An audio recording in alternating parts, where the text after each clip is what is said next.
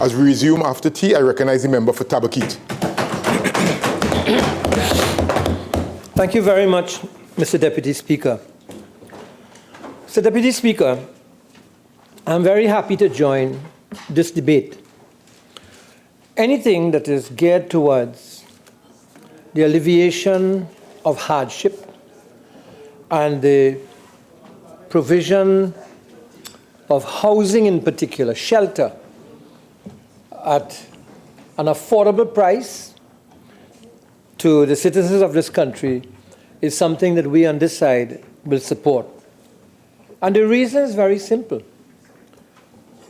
It is an example of our continuing care and compassion for people, which is a hallmark of the United Nations Congress, and also our philosophy of empowerment of people through a home-owning democracy. Mr. Deputy Speaker, property-owning democracy, or to widen the term, or what we call a home-owning democracy, should be a national goal. And it should not be restricted to any party. It should be a national pursuit, a national goal of any government. Because owning a house, and through that with the ability to secure your family and shelter them, I consider this to be an important pillar of measuring the quality of life and social progress in a country.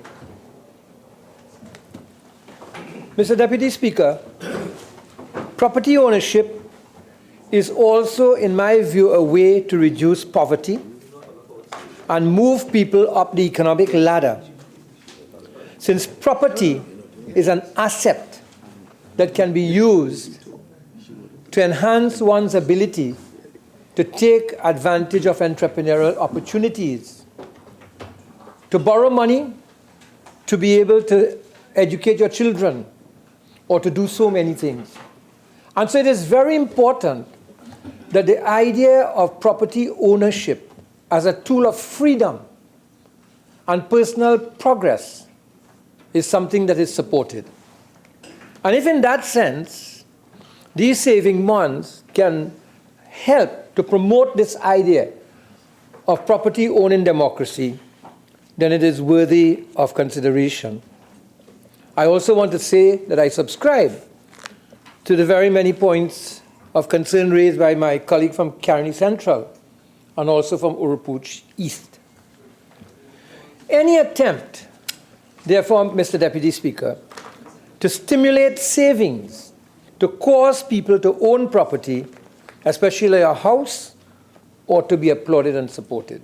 I agree that there is, in this society, a tendency to spend all your money, sometimes on very frivolous things, without putting away some, not just for a rainy day, but to secure your future.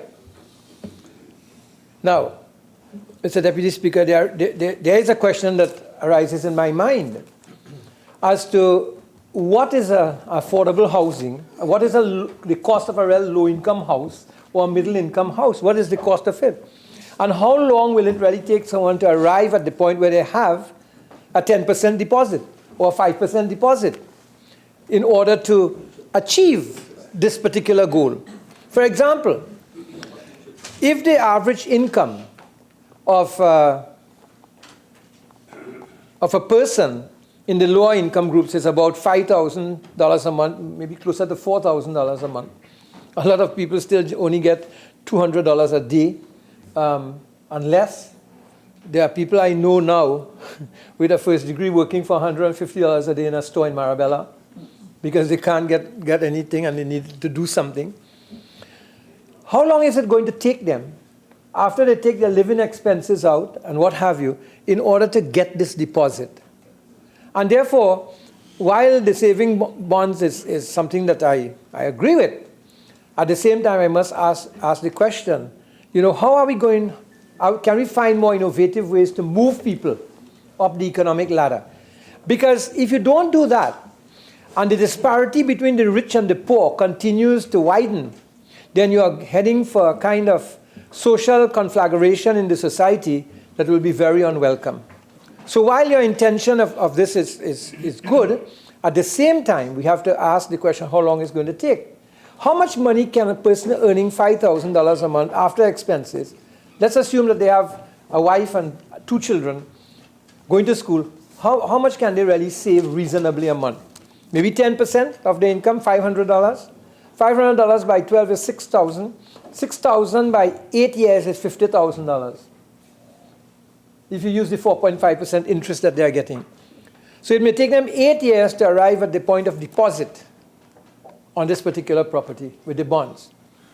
By which time in 8 years, the cost of the construction would have gone up. So how reasonable is really this whole idea of the bond issue? A point made by the Minister of Finance when he spoke, or one of the ministers, is that there are 175,000 persons on the HDC list waiting for houses. The Minister of Housing, member for Point Fortin, made that. How many of those 175,000 are capable of buying bonds? How many of them? Let's cut it into half, and let's say 100,000 are capable of buying the bonds. And let's say they buy bonds up to 5,000. So that's 500,000. 100,000 by 5,000 is 500,000. 500 million. 500 million. So that it seems to me that the people who want HDC houses may only be able to put $500 million into this bond issue. So that the institutional investors have an opportunity to buy $500 million in bonds at 4.5% interest. That's the return on it. So I raise these issues because of concern to me. Are you really satisfying the clientele you're directing it, or are you really creating an investment for persons, the institutional investors, who have excess cash? Because my friend, the member for Naparima, MP Charles, was pointing out to me that the banks are saying they are awash with excess money and what have you, and they need to invest it. And institutional investors who are getting 0.5% or maybe just up to 1% will grab 4.5% in these bonds. So who are we really heading at? Because I'm saying that only about half of these bonds can be picked up by the people who are probably capable of buying a $5,000 bond. You see, there was a time when I argued in this parliament about how many people are earning below $6,000 a month. And I was ridiculed for it. And suddenly, that's his discussion in the society right now, where people are now seeing that what I was saying wasn't that far from the truth. It was the truth. In terms of how people are living. Therefore, Mr. Deputy Speaker, I asked the question about who are going to be the real beneficiaries of this bond issue. I'm not against the bond issue. I'm not against savings bonds. I was taught very early how to save. It was very interesting way, Mr. Deputy Speaker, how I was taught to save. I was going to the Avocat Vedic School. And my father had a contracting company. And he used to have all his old vehicles that he used to buy in auction sale at Neil & Massey Yard in San Fernando. And every week, he will give me $5 to wash all his vehicles. But I never got the $5 at the end of the week. I used to get $250 at the end of the year. And when I got that first $250, I opened an account in the bank. And that taught me the value of savings, but that was a lot of money. Plenty of money. So I know the value of savings. And I use that money very usefully afterwards. So I am for the savings. I am for the bonds. But I must point out who's really going to benefit. And is the target audience that we are talking about really going to be the beneficiaries? You see, Mr. Deputy Speaker, an investment in a house is a major commitment, since a mortgage arrangement can absorb for a young person up to 30 years of that person's natural life. A mortgage could absorb up to that amount of time. If they reach the 30 years of age, let's say they start to work at 22 and they save for 8 years, at 30 years they're taking out the mortgage, for the next 30 years they are committed to that mortgage. So 30 years of the natural life of a young person is going to be absorbed in paying a mortgage. So it's a very important decision that person has to make. So a person investing in a home through a mortgage deserves a quality product, deserves some kind of guarantee on the product purchased. Now, I raise this for a reason. I read about the Gomez Trace in Maruga issue, the quality of houses. We saw when the earthquake took place. Honourable Member, again, you will be the third speaker that is going down on that particular aspect. So again, proceed, but again, tie it in quickly. Yeah. Mr. Deputy Speaker, I have a different point to make, but I'm making reference. Yeah. Because I'm talking about product quality now.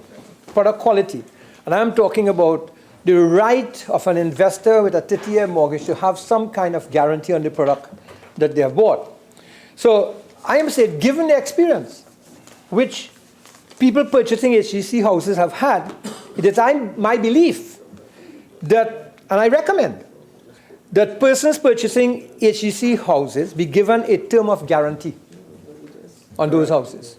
A term of guarantee. And that the HGC contractors be bonded also in terms of that guarantee, whether the guarantee is for 1 year or the guarantee is for 3 years with the houses they purchase. You cannot have me saving for 8 years, I go and buy a property, I'm committed for 30 years, and the product continues to be defective. And let us, Mr. Deputy Speaker, at the cost of repeating myself, but for emphasis, there are very serious issues with the quality of work being done by HGC contractors on their houses. Mr. Deputy Speaker, we live in an earthquake zone. And even though we build flat houses, single-story dwellings, not on stilts, single story, I'm just talking about that one, it's my belief that those should be piled at least 10 feet. Because the foundation is the strength of your house. And in an earthquake zone, that's where you get cracks. When I see how they build houses and they just interlock the blocks, rather than using concrete to lock in the blocks at every corner, I realize that the HGC contractors are not being supervised in terms of how they should supervise. And I put full blame on the designers and the architects for not designing the houses to withstand the kinds of conditions which are being affected by the climate change that we see at the moment. And the very frequent, now I may say, earthquakes that are taking place, although they might be 3.5 and 4.5, but they are taking place. Yes, the cumulative effect could be like that. So I think that, there should be some kind of guarantee, Mr. Minister of Housing. Sure. What agency has done, they've put in place a 21-point quality control plan that is checked on every sense of the way to ensure the quality of the building. That is, what you described ago used to happen in the past. I think since we have put in place that 21 points, quality control measures that checked on every, we have seen a great deal of improvement in that. Right? I'm saying now that you need to work on your supervisors who are looking at that 21 points. Look at the 21 points. So, to close this point, a home-owning democracy, a property-owning democracy, should be a national goal. Now, you see, property ownership gives people power. Power to make choices, power to control their own lives. And a society based on widespread home ownership enlarges personal choice and therefore provides a stronger democracy. In other words, property ownership is the economic expression of democracy. Social and political rights must be balanced with property ownership to create a balanced democracy. That's my point on it. Now, Mr. Deputy Speaker, when the Honourable Member for Point Fortin and Minister of Housing spoke, he said that the current government had delivered 2,264 units over the last 3 years. And I was wondering whether he could have given the cost of those 2,264 units and the square footage of what he considered to be the 400,000 house as against the 750,000 town house. Because the 400,000 house you spoke about was a 2-bedroom house. And I was trying to figure out, between the private sector and the state sector, what is the difference in the cost per square foot of construction to compare quality in terms of both. So that will also give us an idea of what is the level of subsidy being given by the government into these particular houses that are being sold. You see, the other reason I asked that question is that the member of Parliament for San Fernando East, when he was the housing minister, he announced on the 22nd of June 2016, he announced that government will turn this out to officially begin construction of HDC housing units in Malabar next month. And he said that 1,200 housing units are expected to be completed this year, while 5,000 will be completed in 2017. Now, the Minister of Housing is saying that over the 3 years, 2,264 houses have been completed. Whereas the minister, the then minister, Mr. Mitchell, was saying that, by 2017, we'd have 6,200 units. So it means to say that the government only achieved up to a third, 33% of what they expected. Now, that's an important point I'm making, because I'm trying to establish what is the real cost of building by the state sector. What is the real cost of building?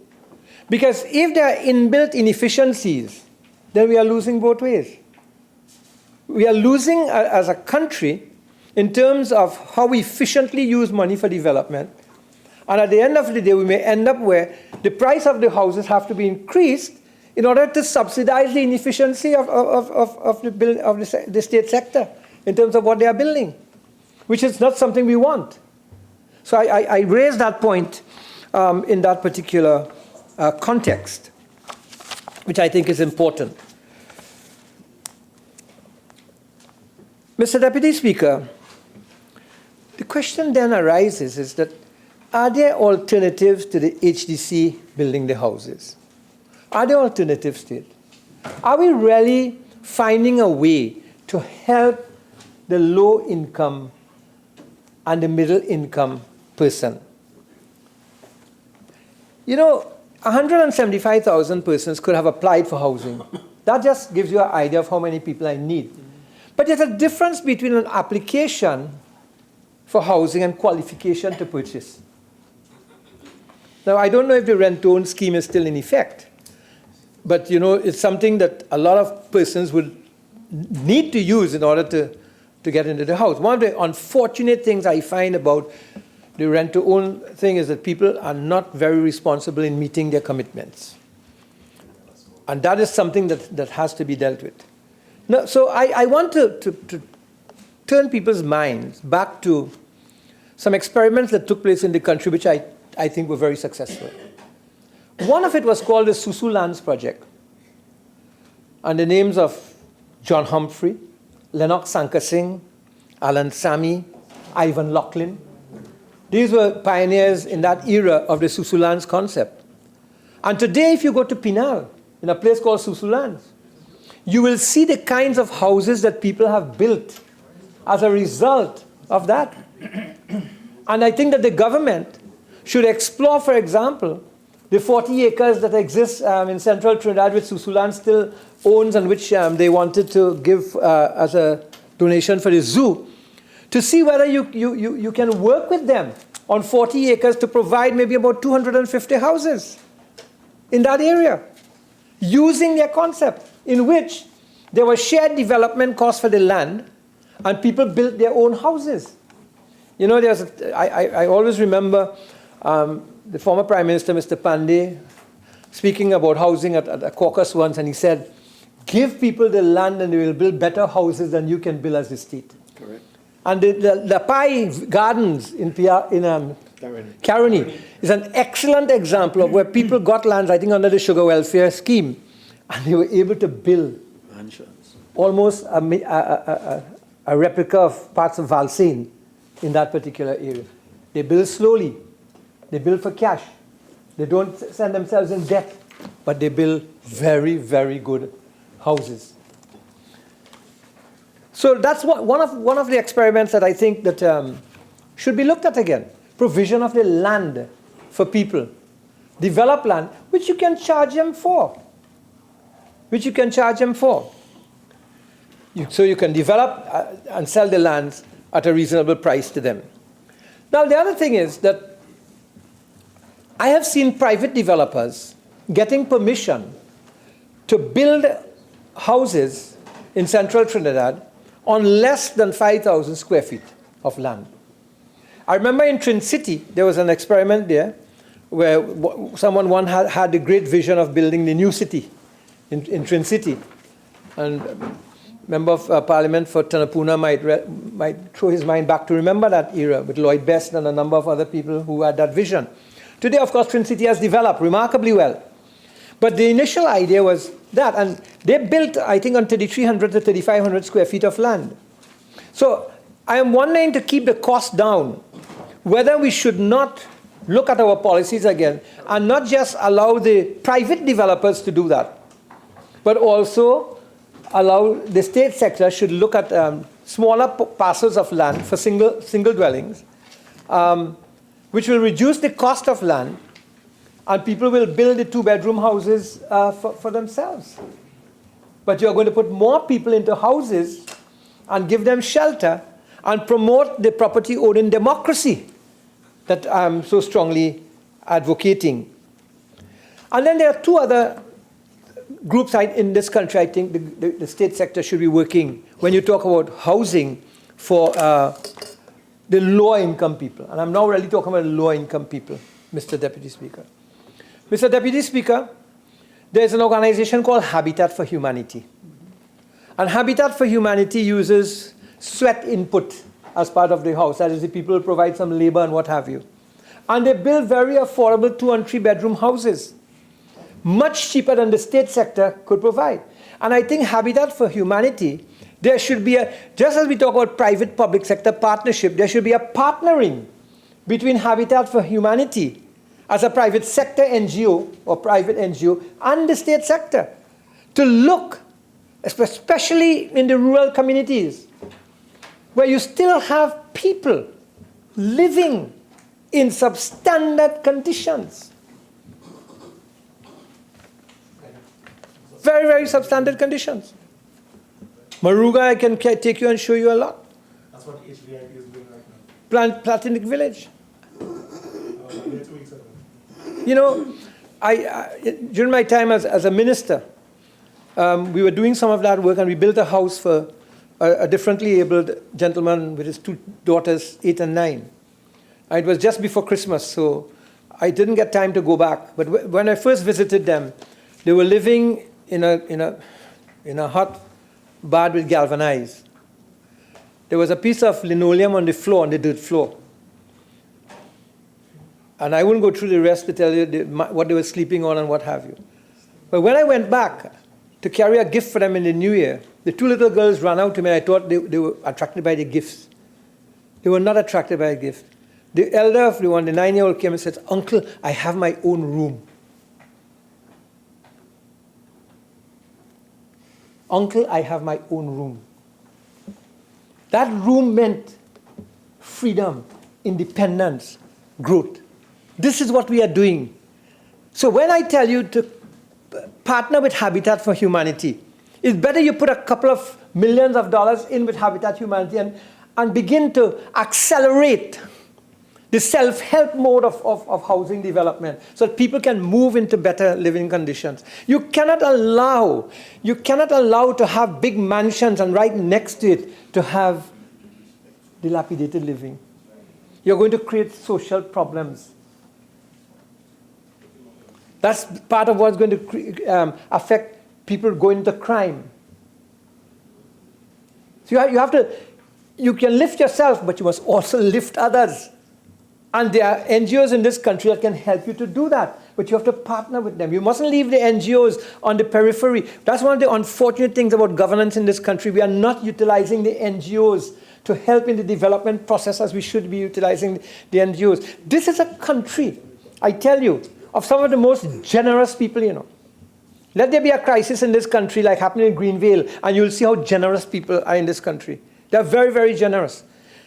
And governance means that we will also tap into that compassion.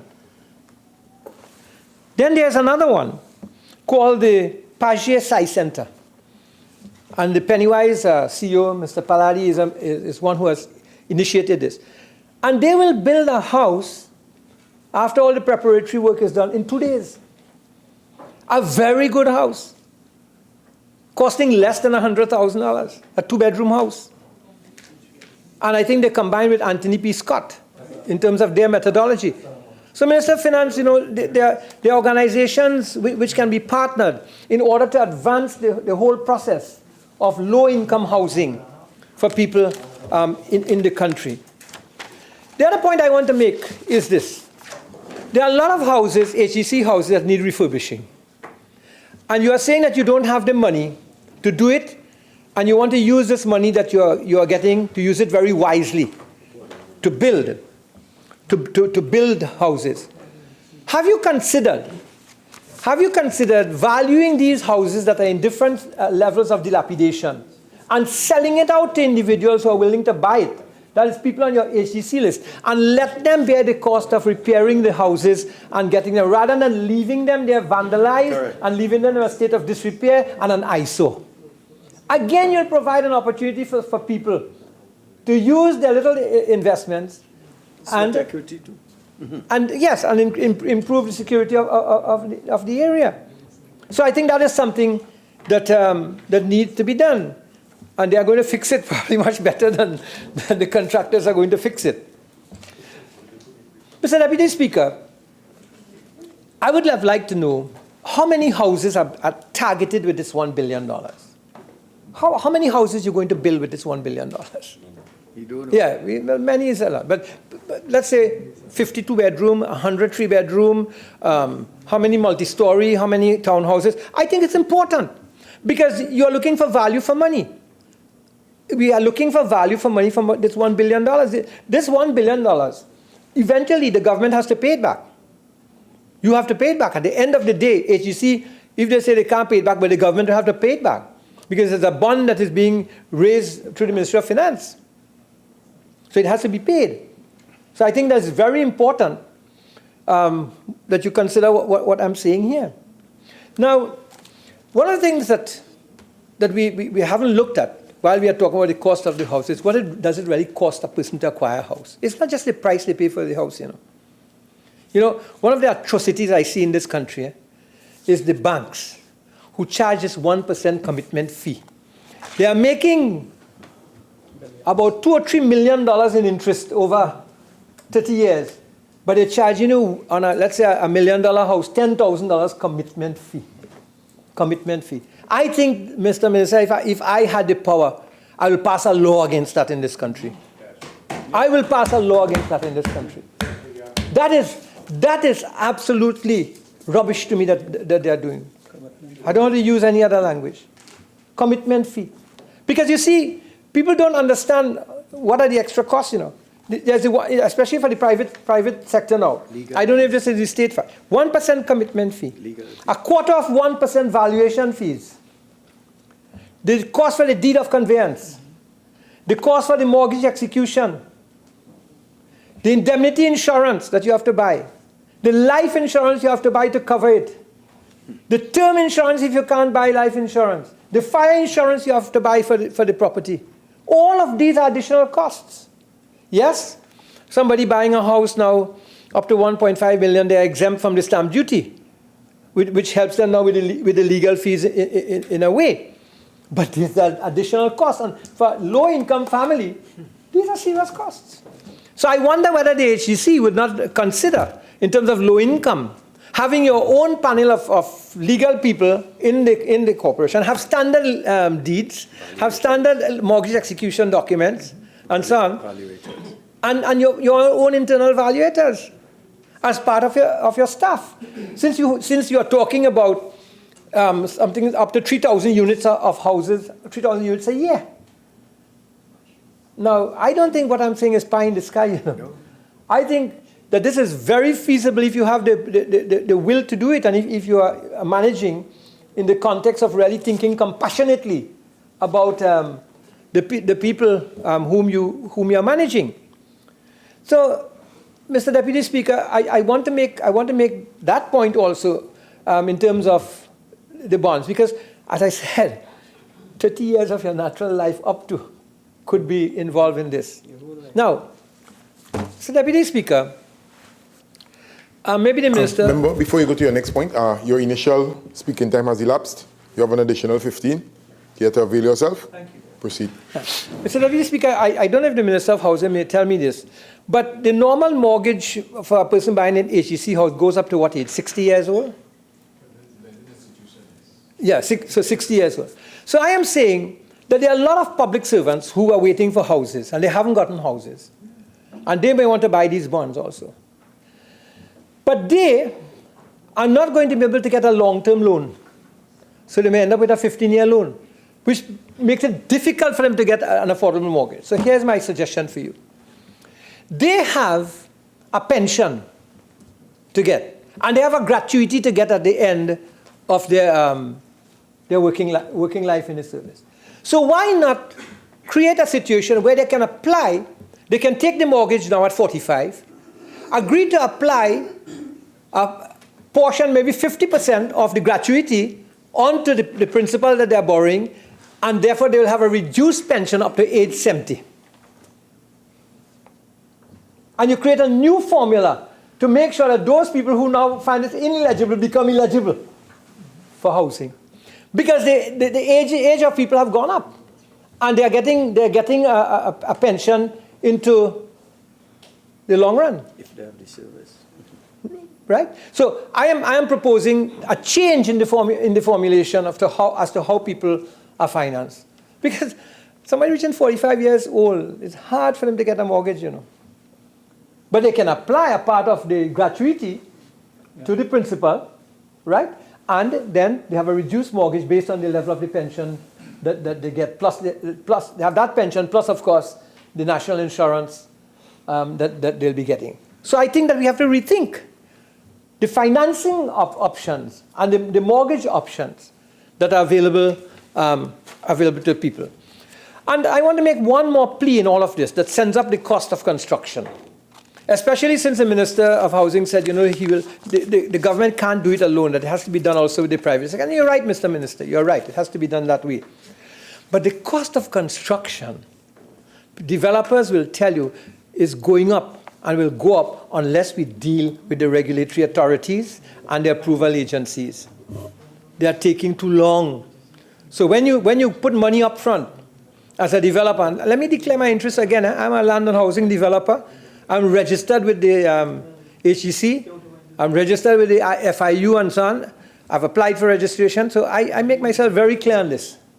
Right? But the cost of construction goes up because there's many regulatory agencies. You're putting upfront money to develop the infrastructure, which includes your designs for town and country, your designs for WASA, your designs for fire, your designs for Ministry of Works in terms of roads and drainage. And then when all of that is done, you get that approval, then you have to go to the MOH, County Medical Office of Health, the regional corporation. And then, only then can you begin to develop. By which time, at 9.25% interest on let's say you're doing a 5-acre on about $2.5 million of infrastructure development, you're paying a cool $200,000 a year in interest. So unless I have in my mind a formula that can deal with that and can reduce that time, but it will take governance will, and therefore you'll be able to keep costs within a certain kind of framework. The final point I want to make concerns whether this is a money bill. And it's something I will ask the question, Mr. Minister of Finance. Is this a money bill?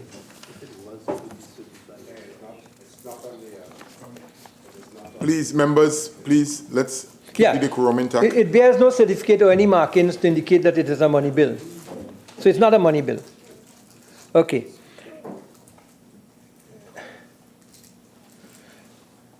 If you look, Mr. Minister, at the main purpose of the bill, it says, is to amend Section 3 of the Parent Act, the Government Savings Bonds Act, Chapter 17-141, to increase the total value of bonds that can be issued under the Act from $2 billion to $3 billion.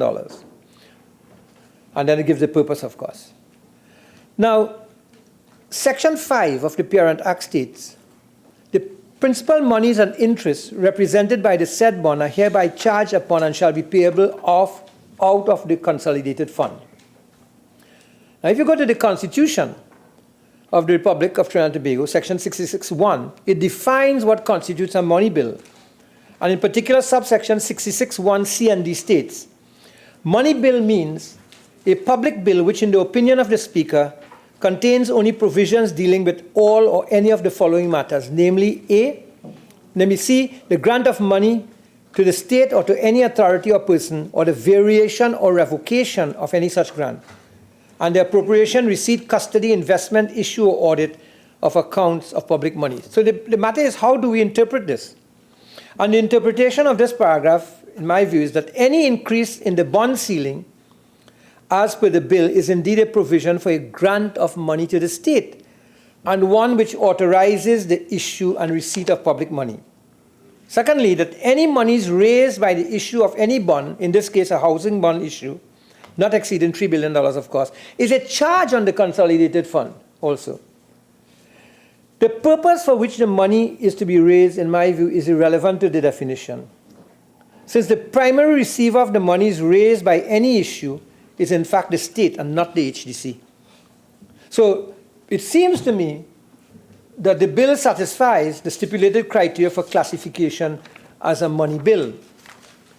And I'm just raising the issue, Mr. Minister. I'm sure you have a very good opinion of what I'm saying, whether it's right or whether it's not, Mr. Deputy Speaker. So, Mr. Deputy Speaker, that was the last point that I would really like to raise on this issue of this particular bill. And as I said, it is something that is necessary to stimulate a culture of savings. But I have fears that we would not raise the amount of money and that we wouldn't have enough participants able to raise this money, and it will go, half of it will go to institutional investors, into investors. I thank you, Mr. Deputy Speaker.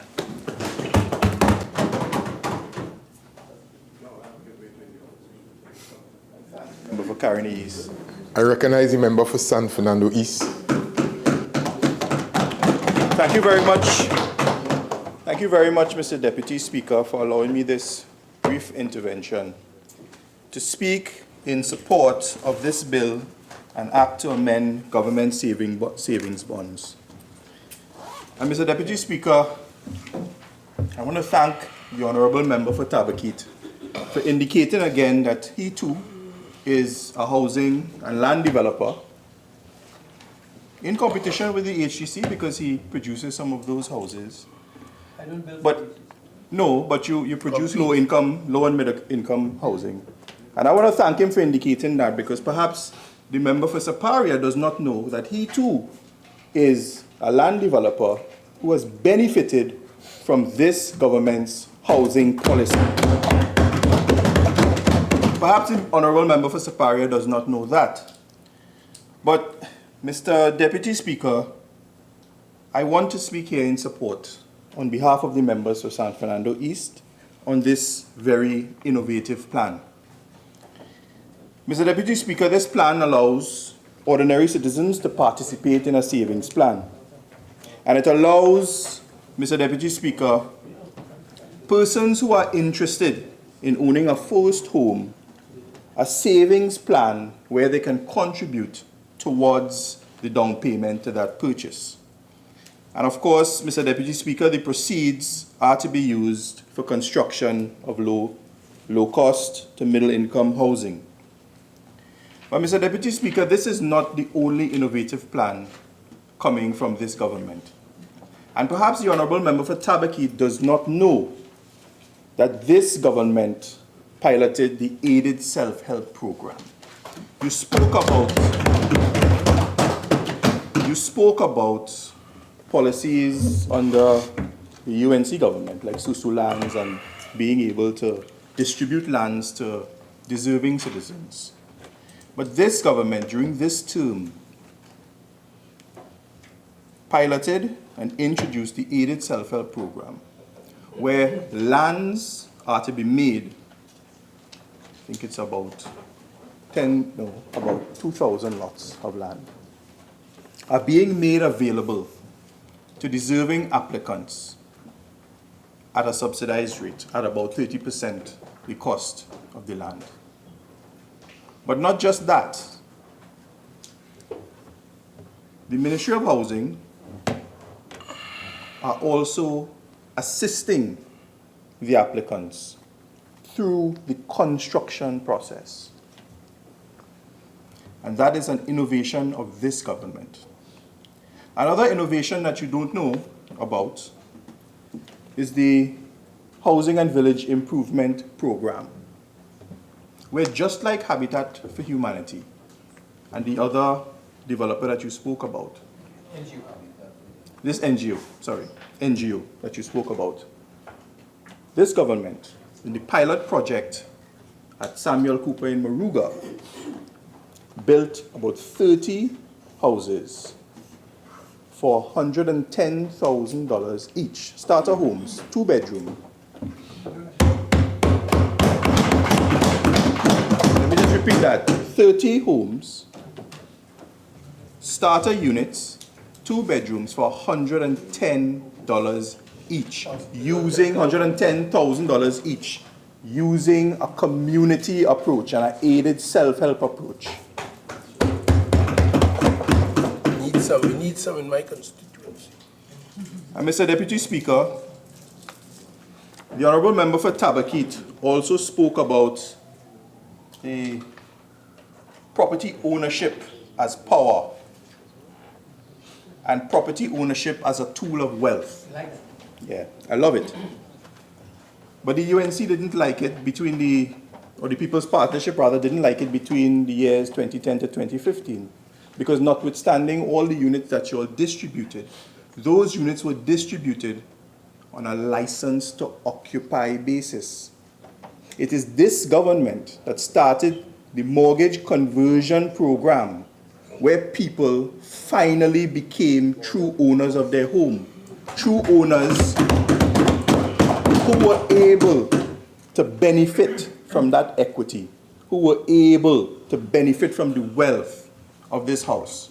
It was not under the People's Partnership. You all didn't convert anybody.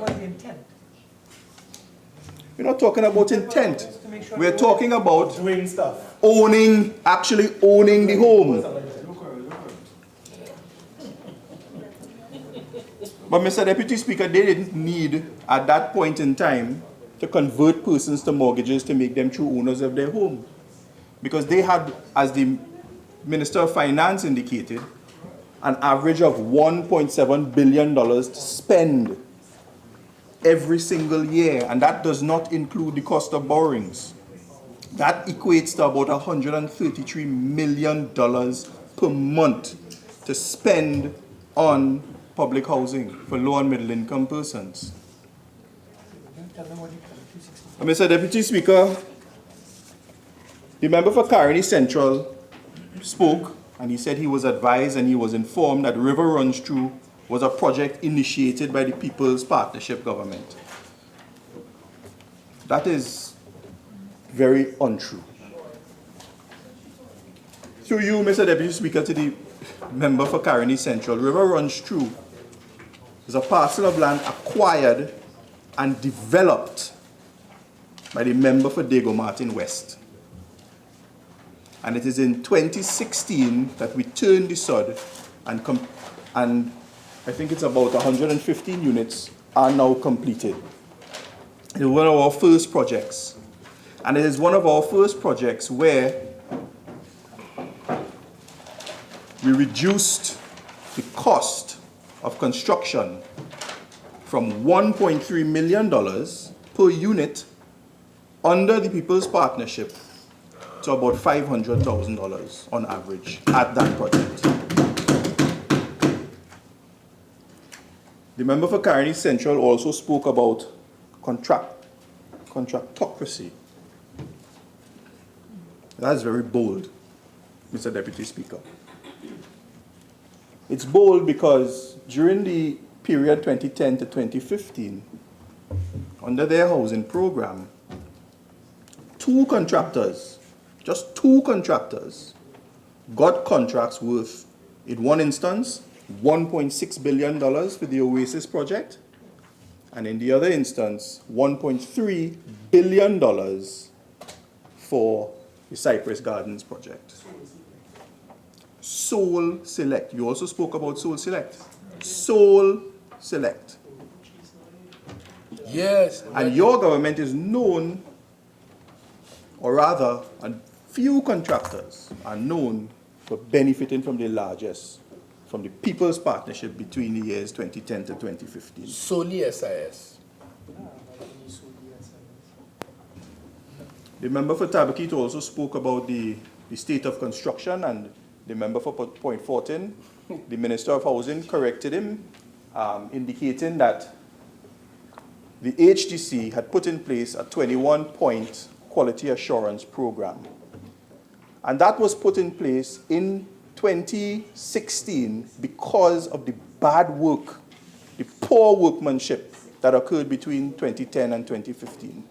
Because notwithstanding these contractors getting $1.6 billion contract or $1.3 billion contract, you had to now hire more contractors to come and repair the poor workmanship.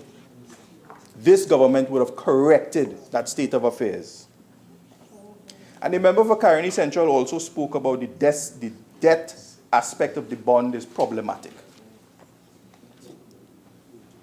But member for Caroni Central, you would be aware that during the period 2010 to 2015, that every year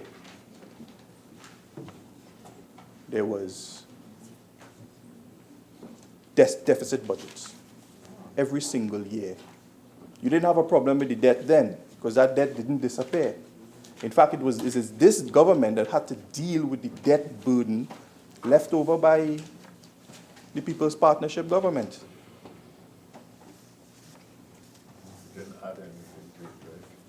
The member for Oropuch East, spoke about tax-free will not help low-income persons because they already earn tax-free salaries, and that we're picking the pocket of poor people. And it's a complete misrepresentation, Mr. Deputy Speaker. Because now poor people actually have a chance to enter into a culture of saving where they can earn interest, Which is good anyway. higher than what the bank or even the credit unions are paying now. Right. And it's inherently a good idea. A culture of savings. Correct. That the same poor people that you claim to represent can now enter. The member for Oropuchi said that we're picking the pockets of poor people. And the member for Oropuchi also spoke about the high cost of construction of the cancelled Chinese contract of $1,200 per square feet. $1,200 per square feet. And Mr. Deputy Speaker, that is the same former Minister of Housing who oversaw the cost of construction at EMBD of over $1 million per lot. He now has a problem with the cost of construction and the cost of He development. managed that. And at the HDC, the cost of construction was a whopping $1.3 million per unit. $955,000 for a duplex unit. Imagine that. Under the PNM, we have reduced that down to $500,000.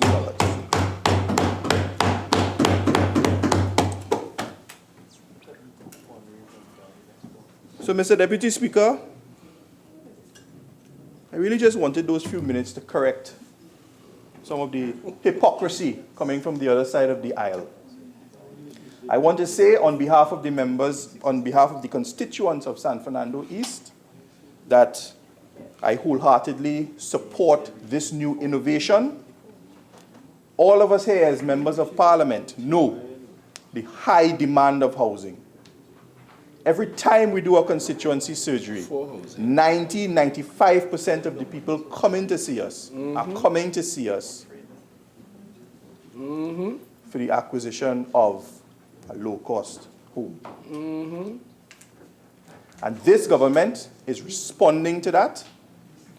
Many persons will benefit from this new innovation and other innovations of this government. I support it wholeheartedly again, and I thank you, Mr. Deputy Speaker, for these few minutes. I recognize the member for Carney East. Thank you very much, Mr. Deputy Speaker.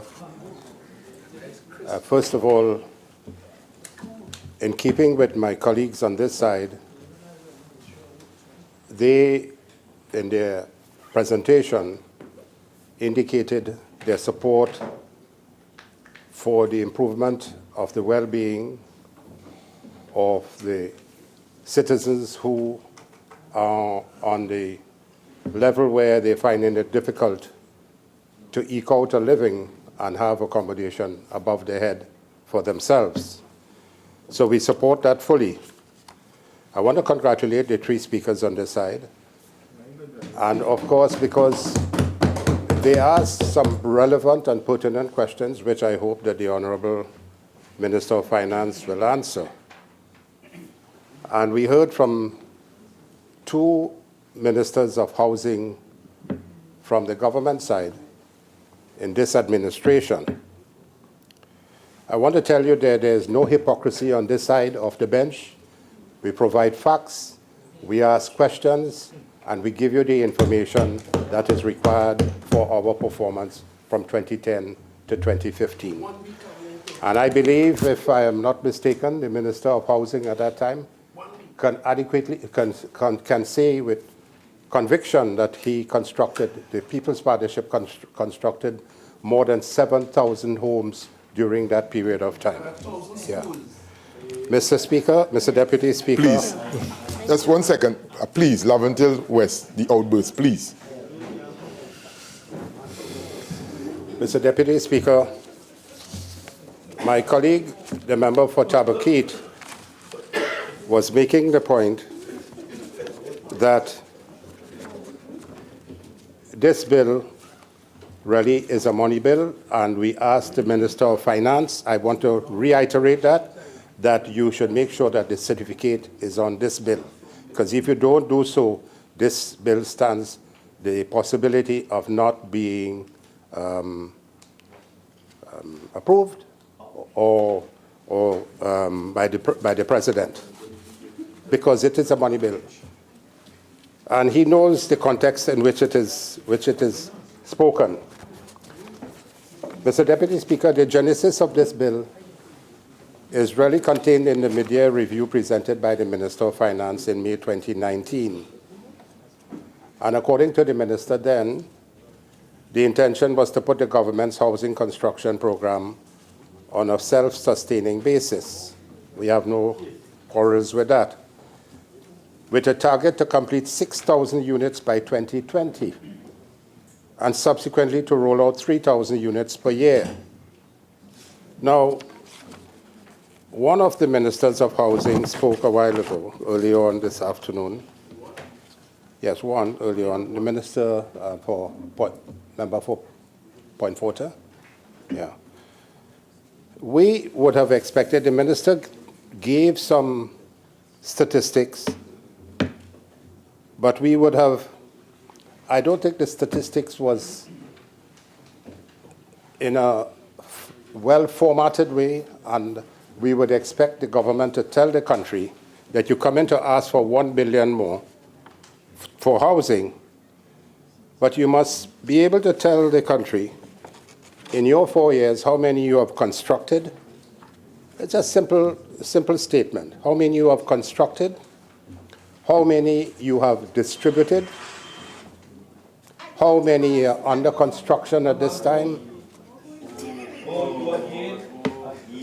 how many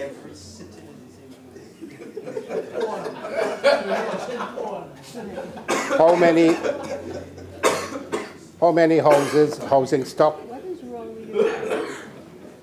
Mr. Speaker, I am being disturbed by the other side. Okay, members, please. Members, please. Mobile phones are to be on silent or switched off. So the next person That will be the third occasion. Right? Please, proceed.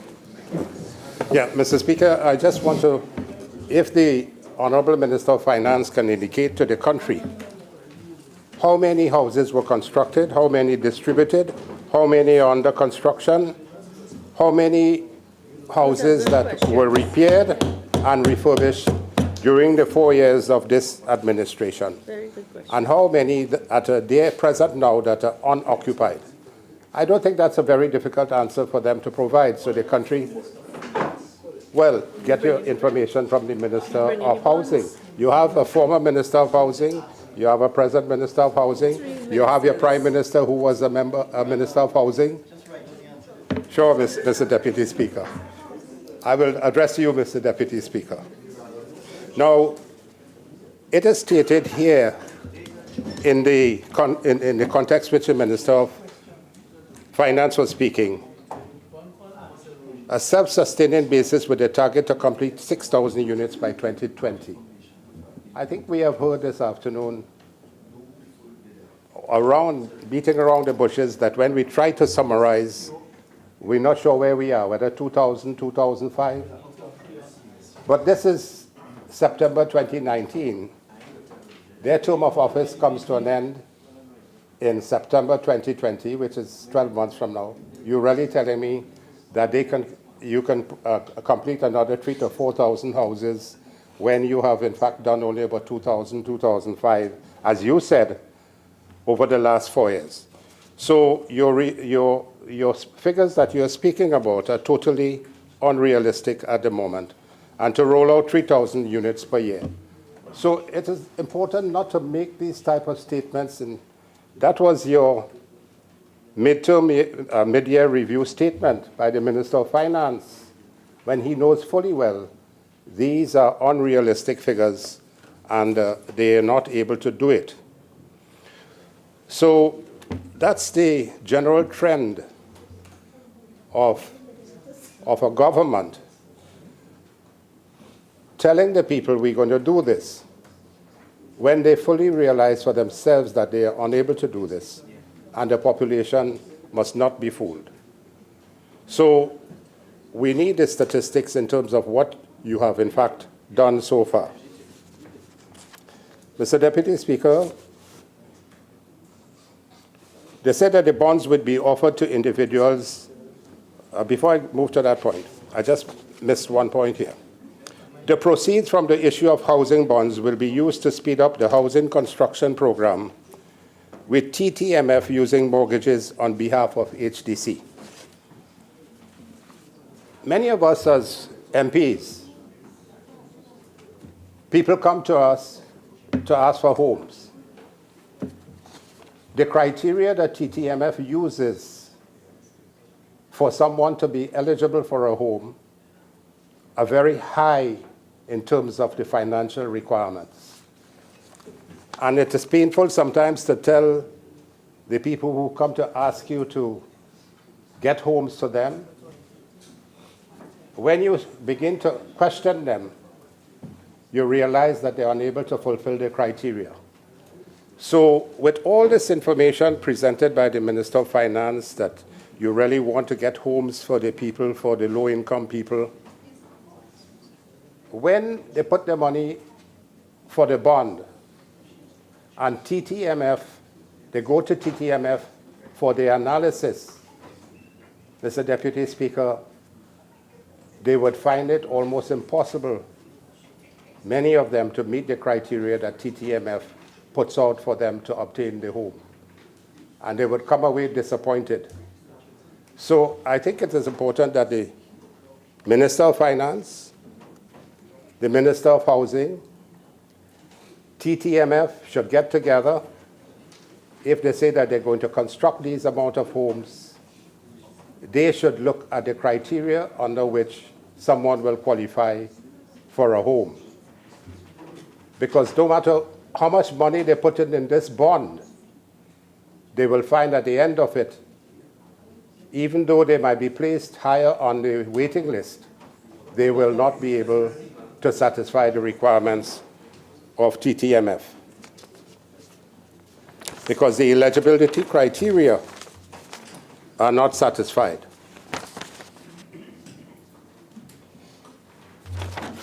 Mr. Deputy Speaker, when we come to the bill itself, I want to re-emphasize what my colleagues said a while ago, not for the sake of repetition, but to put into the mind of the Minister of Education that we have objections to 2 areas in these 5 clauses. And we ask for them to be expunged and not to be carried forward in this new bill.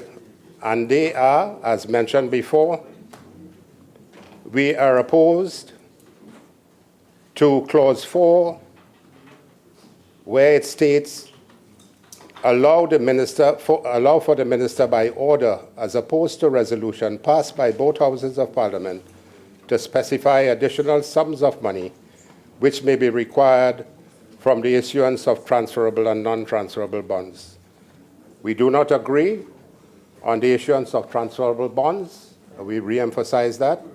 And we do not agree for the minister by order, as opposed to resolution passed by both houses. We want to leave it as resolution passed by both houses of Parliament to specify additional sums of money which may be required. Because, Mr. Speaker, the Parent Act indicated that the intention is that there is a Parliament.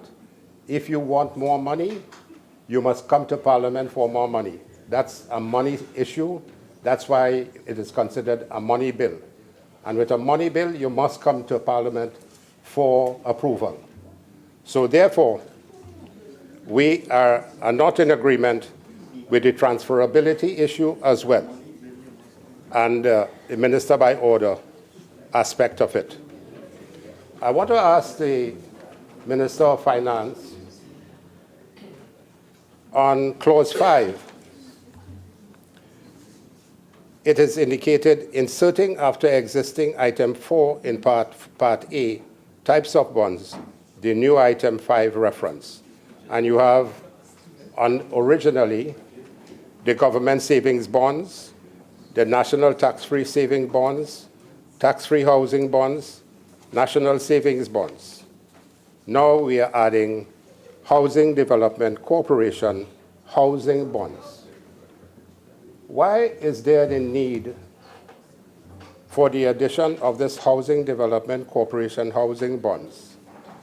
Could it not have been included in the tax-free housing bonds?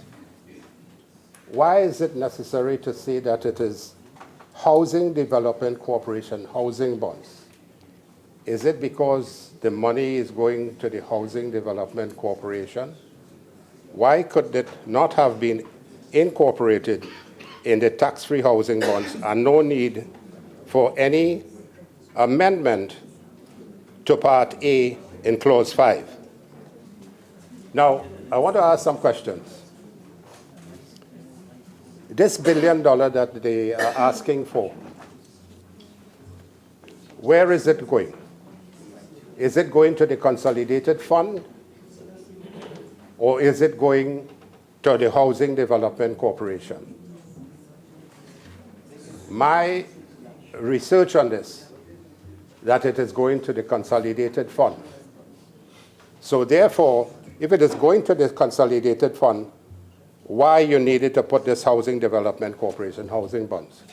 And I want to draw a little reference to what the Minister of Finance has been speaking about, the success of the National Insurance Fund, NIF, what is it? National Investment Fund, NIF. He said that the institutional investors grabbed the NIF, but the NIF money went to the consolidated fund, Mr. Deputy Speaker, to take care of overdraft. And if the Minister of Finance will remember, in one of his statements he made, that he said he was able gleefully to reduce the overdraft from 50, what was that, Minister? Prime Minister? All right, come on. No, but I want to make the point. I want to make the point, Mr. Speaker, Mr. Deputy Speaker, that the minister was gleeful about getting 4.5 billion or whatever from NIF. He put it in the consolidated fund, and he reduced the overdraft, which was running at 90% to 50%, and he was happy to have money available for him to carry on the overdraft. What prevents this $1 billion from going into that consolidated fund, not being applied to housing, and go the same way as NIF is going? So that is the question that he must answer. Mr. Speaker, one of my colleagues touched on the... 1 second. Member for Laventille West and member for San Fernando West also. Please, do not disturb the session once you are not in your proper seats. Please. Proceed, member for Caroni East. Yes, Mr. Deputy Speaker. The issue of debt.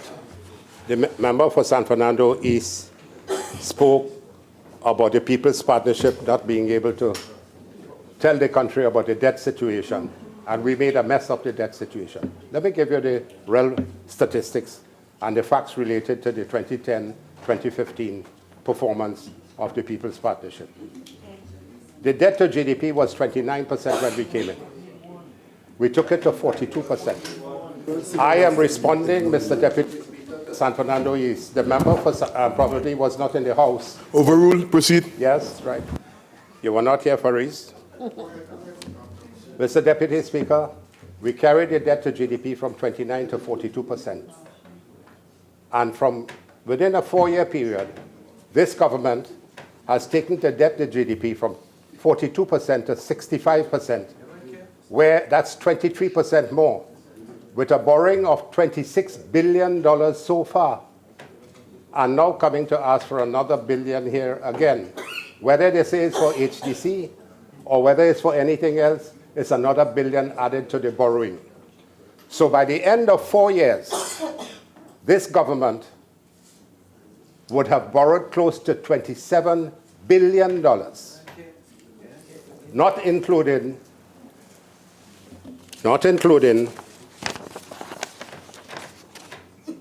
the $4.2 billion that were removed from the Heritage and Stabilization Fund.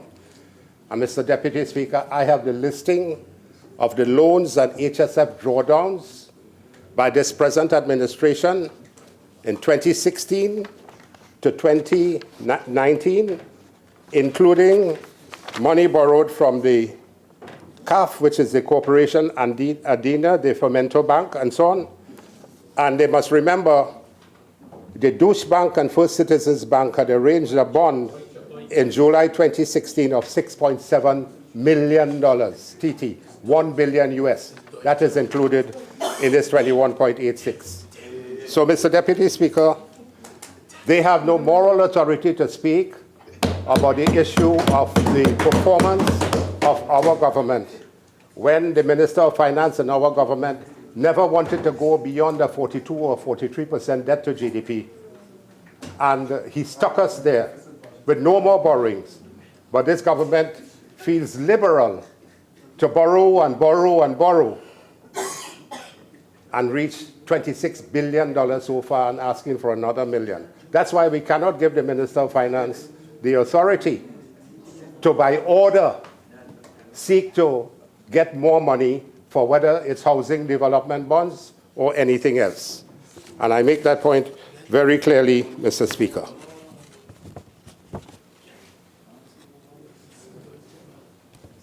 I want to ask this question, and I am perplexed on this issue in relation to this bond paying 4.5%.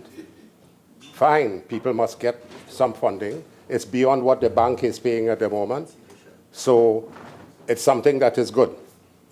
But when the same government renegotiates a Petrotrin bond for $850 million US, they're paying 9.5% interest. How could you do that, paying 9.5% interest, and which we inherited from 2008 to 2019, 10 years, we would have paid almost 800 million US in interest with the Petrotrin loan, a loan of 850 million. You know how much that come up to? nearly $6 million.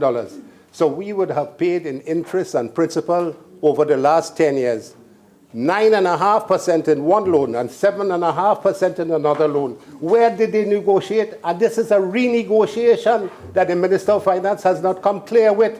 How could this country allow the Minister of Finance to renegotiate 850 million and 750 million loans, US, at 9.5% interest? This is unacceptable and it's it cannot be. And the poor people now getting 4.5%. 4.5%. Mr. Deputy Speaker, I just want to raise a few other areas, and before I wind up, because a lot of my colleagues would have said would have raised the issues that I had decided to raise at some time. In Trinidad and Tobago, we say we want to give houses to the low income. But, Mr. Deputy Speaker, almost 50 to 55,000 people have lost their jobs already. How could these people who have lost their jobs go and say that I'm trying to put in 5,000? Where are they getting the money from in the first place? Where are they getting the money from? So, members on the government side front bench, please speak in softer tones. Proceed. Yeah, fine, you want to give poor people a home and so on, but the poor people doesn't have a job. They don't have a job. 55,000 people have lost their job. And we are not speaking from the top of our head. The other night on television, it showed where the reports were made to the Minister of Labour of 6,000 reports of unemployment that have taken place. 6,000 reports. It's only when some organization has laid off more than 5 people that you get reported. So 6,000 by 5 is 30,000 people factually became unemployed within the last 4 years under this administration. What about those who have not been reported, where there are organizations that would let off 1 or 2 or 3 or 4? So how could these 50,000 people or 55,000 people get funding to buy homes whatsoever? So it is not practical. It will not happen. The poor people are suffering and they will continue to suffer. And you as a responsible government must do something to alleviate the plight of the poor people of this country. You must try to find some degree of employment and raise their standard of living for all of them. I want to give some statistics, Mr. Deputy Speaker, to illustrate some of the issues that we have as far as mortgages in this country is concerned. This is an article written with work from the central bank. Mortgage crisis looms for Trinidad and Tobago housing market. Lalaine G. Del Mendo, June 20th, 2019, just about 3 or 4 months ago. And quoting figures from the Central Bank of Trinidad and Tobago.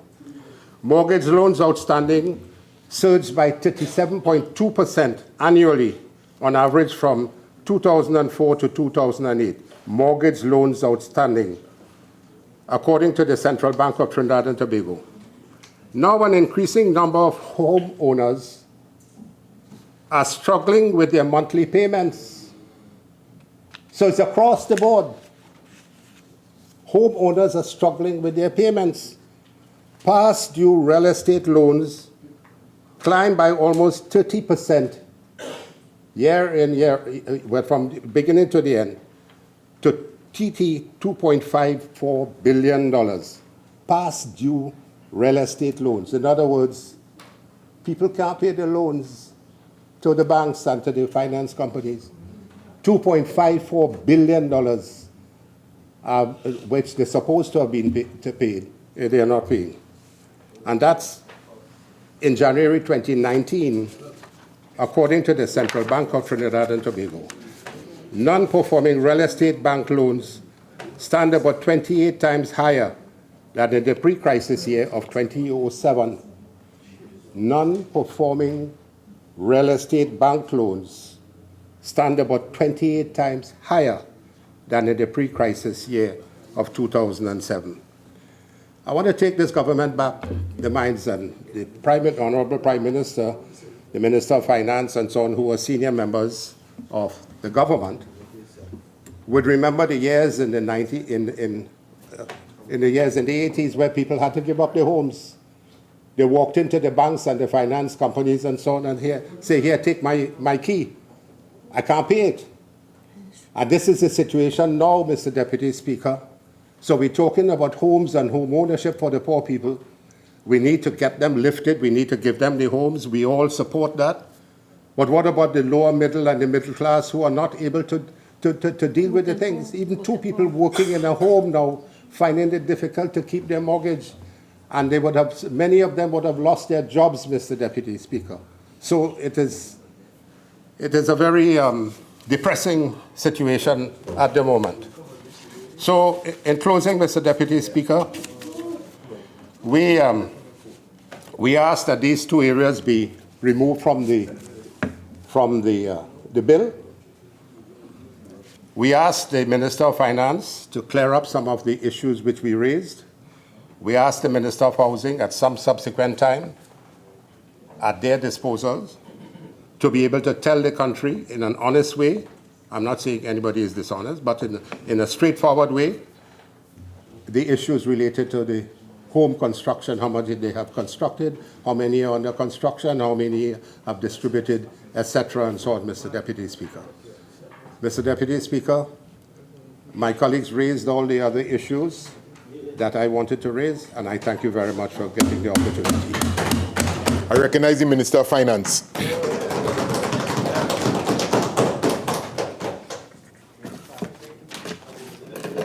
In listening to members opposite, I detected a certain apprehension, and giving it some thought, I came to the conclusion that the members opposite might be concerned that this measure, the introduction of HEC housing bonds, might provide the HDC with the cash flow it requires to accelerate its housing program and thereby win the next general election. That's the kind of vibe I was getting from members opposite. They seem to be scared of this bill. But more importantly, Mr. Deputy Speaker, quite a few of the statements made by the members opposite made absolutely no sense. Absolutely no sense. Let me deal with them one by one. The member for Oropouche demanded that the money raised by these bonds must be used for housing construction. And the HCC must not be allowed to use the money for any other purpose. Full of sound and fury when he was saying that. All that tells me, Mr. Deputy Speaker, the member did not read this bill or the Parent Act. The proceeds of these bonds goes to the government. Go to the government. Don't go to the HTC when you're the authority. When the government issues savings bonds, all of the proceeds of these bonds go to the government. It goes into the consolidated fund, and it is used for the service of the Republic of Trinidad and Tobago. So there's no question of the proceeds of the bonds going directly to the HTC for them to use for all sorts of frivolous reasons. It goes to the government, who then disburses in the normal manner to the HTC under the Infrastructure Development Fund for particular construction projects, Mr. Deputy Speaker. So all that told me when I heard what the member for Oropouche said and the fear-mongering that he raised is he hadn't read the bill and he doesn't understand the Government Savings Bonds Act. The reason why we are calling them HDC bonds ties into another point which nobody on the other side understood. Although I will forgive the member for Tabakeet, I'm not sure if he brought it up. But I know that the member for Caroni East and the member for Oropouche East were making a huge noise about this, about the transferability of the bonds. And I heard the member for Caroni East in particular saying, we're not agreeing to that. These bonds must not be transferable. Again, that tells me the member for Caroni East does not understand this bill and does not understand the Parent Act.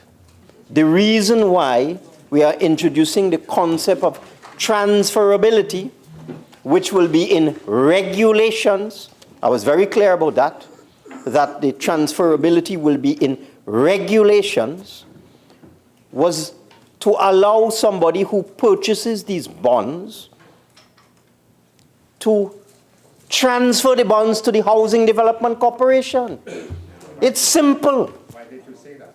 Oh, please. Oh, please, Mr. Deputy Speaker. The problem with the members opposite, they don't listen, they don't read, they do no research, they don't bother to understand anything.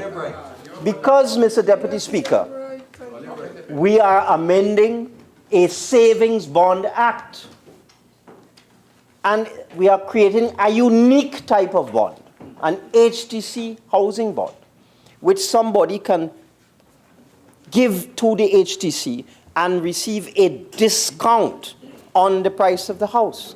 But since, Mr. Deputy Speaker, bonds are issued in the name of a person, because when a bond is issued, whether for 3 years, 5 years, or 7 years, it's issued to a person, and it would be non-transferable.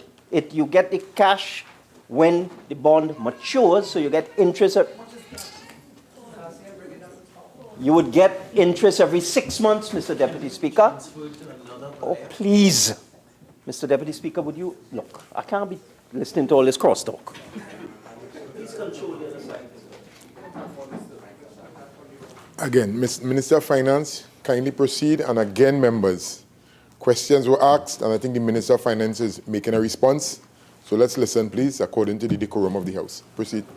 Speaker, let me do this slowly so that everybody on that side will understand. When you issue a savings bond is in the name of a person. The person cannot transfer that bond to anybody else unless they are authorized to do so by the issuer of the bond. Prior to this amendment, government savings bond could not be transferred to anybody. The person would have to keep the bonds and wait until the bonds mature and then get the principal sum back at the end together with interest at 6-month intervals. So a bond like that, a standard government savings bond, could not and cannot be used to pay the down payment on a HDC house because the bond cannot be transferable to anybody else. So we've put in a provision here that these HDC bonds will be transferable to the HDC, not to Massey, not to Ansa Makal, not to BP, Mr. Deputy Speaker. It should have been obvious to the members opposite that is why they are called HDC housing bonds, and that is why the bonds are transferable. So, Mr. Deputy Speaker, be quiet. So, Mr. Deputy Speaker, that is the reason why we are creating transferable bonds, so that persons can save $1,000 a month, as the case may be. When they get up to $35,000, $36,000, they can then take these bonds and transfer them to the HTC. And then they will get a discount in an equivalent amount of $35,000 or $36,000 from the purchase of a house. What this does is twofold, Mr. Deputy Speaker. It gives the person, the bondholder, the opportunity to keep the bond. They can keep it until the end and simply keep the principal and collect the interest throughout the period of the bond. Or they can save up the bonds to get to a certain amount and then use it for down payment on an HTC house by transferring the bond to the HTC. So all of this all talk about institutional investors. I heard the member for Orapooch screaming about only institutional investors, large people, big boys, rich people would be able to get these bonds because we are going to transfer the bonds to all of these big companies and so on. That is all nonsense, Mr. Deputy Speaker. The bonds will be transferable only to the Housing Development Corporation. The other points made by the members opposite which made no sense. Who would be able to buy these bonds? Who has the money to save? Nobody has any money. You know, we heard the same old talk when we launched the National Investment Fund. The same old talk. Nobody will invest in that. The country has no money. It's a Ponzi scheme. There's no appetite in the marketplace. Silence, members, please. Proceed, Minister. Thank you, Mr. Deputy Speaker. We heard all of that when we launched the National Investment Fund. The National Investment Fund was oversubscribed by in excess of $3 billion, Mr. Deputy Speaker. Oversubscribed in excess of $3 billion. And, Mr. Deputy Speaker, sometimes the things that members opposite just make no sense. Because if somebody wants to buy an HTC house, you don't buy a house with jumbie beads, you know. You have to buy it with money. So therefore, if someone is desirous of purchasing an HTC house, they must accumulate cash in one form or fashion. They can't go to the HTC with empty hands and say, I want to buy a house. So this theory that nobody will be able to utilize these bonds and nobody will be able to buy houses is nonsense. The same people who are lining up at the HTC every day and finding different ways, innovative ways, through family, through friends and so on, to raise the necessary funds to make the down payment, the same people, the thousands of people, I dare say, at least 50,000 people, I've looked at the statistics, at least 50,000 people will have the wherewithal, when you look at the HTC list, at least 50,000 will have the wherewithal to accumulate these bonds to make the necessary down payment for a HTC house and also qualify for the monthly mortgage payments, Mr. Deputy Speaker. So what we are doing here, instead of somebody having to leave their money in the bank and earn 0%, and they would, because you have to save to make the down payment on a house, 0%, leave it there, year after year after year, earning 0%. What we are doing is giving citizens, the little people of this country, the opportunity to get a decent investment return on their savings, Mr. Deputy Speaker. Who could be against that? Yeah. Right now, they have to leave the money in the bank or leave it under the mattress and get 0. We are giving them 4.5%, Mr. Deputy Speaker. Anybody who is opposed to that is not right in the head, Mr. Deputy Speaker. Not right in the head. So that all of this old talk about nobody will be able to do it, it's nonsense. If nobody is able to do it, then nobody will also be able to buy a HTC house.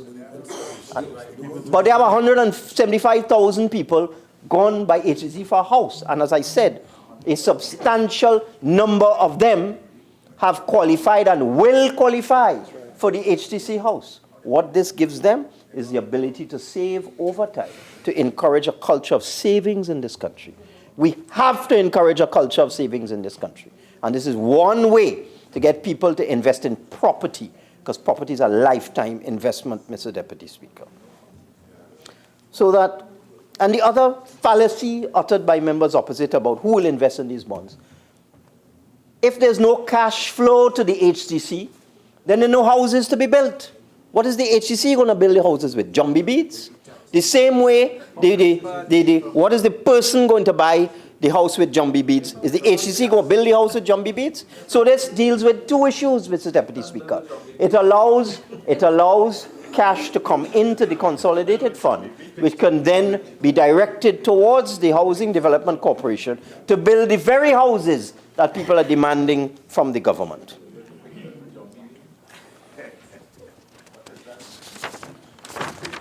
Mr. Deputy Speaker, I was looking through the other statements here. I was looking through all the statements here, Mr. Deputy Speaker, and the last thing I will deal with is the screaming of the member for Caroni East about the Petrotrin bond. The UNC government took 5 years and left that US $850 million bond untouched, new at an interest rate of 9.75%. The same interest rate. They left it there for 5 years. 5 years, Mr. Deputy Speaker, between 2010 and 2015. And the UNC government, Mr. Deputy Speaker, did absolutely nothing to put Petrotrin into a position where it would be able to refinance that bond as it came up for refinancing in August of this year. They did nothing. Nothing. They fiddle while Rome burned, Mr. Deputy Speaker. Mr. Deputy Speaker, just running commentary from the other side, please. I dealt Proceed with with the it. running commentary? I dealt with it, member. I dealt with it. Proceed. Well, I don't know. I'm still hearing them. So, with respect to Petrotrin, Mr. Deputy Speaker, if the refinancing had failed, you'd have heard them. You'd have heard them scream. And I want to pay tribute today to the members of the board of Trinidad Petroleum who were able to refinance the equivalent of almost 6 billion Trinidad dollars, 5.8 billion Trinidad dollars. They were able to get that refinance without a government guarantee, Mr. Deputy Speaker. Without a government guarantee. Mr. Deputy Speaker. Now Parima screaming, Karani is screaming, Mr. Deputy Speaker. Oropuchis. 1 second. Just 1 second. Again, members, silence while a member is on the floor. Minister of Finance, proceed. Thank you, Mr. Deputy Speaker. The point I am making is that if the refinancing of the Petrotrin bond had failed, you'd hear them cry. What is hurting them is that the people we had dealing with this matter were able to successfully refinance $5.8 billion worth of debt smoothly, without any fuss, and without a government guarantee, thereby preserving this country's credit rating. Because, Mr. Deputy Speaker, if they had not done that, because all they did is refinance it, they did all this noise about interest rates. The bond was already at 9.375%. The same rate. So they were able to successfully refinance it at the same rate, Mr. Deputy Speaker. So that there's one point that I would like to make. At the committee stage, Mr. Deputy Speaker, at the committee stage, Mr. Deputy Speaker, I would delete clause 4C of the bill. And that is the clause that would give the minister the power to increase the quantum of government saving bonds by order. And we will leave it, Mr. Deputy Speaker, in its existing form, which is by affirmative resolution. And I am very happy and proud, Mr. Deputy Speaker, to be able to pilot this legislation today, which is going to allow thousands of little people in this country to save towards one of their dreams, which is owning a home. I'm proud to be part of this innovative government that comes up with these modern ideas and modern solutions to life in Trinidad and Tobago. I beg to move, Mr. Deputy Speaker.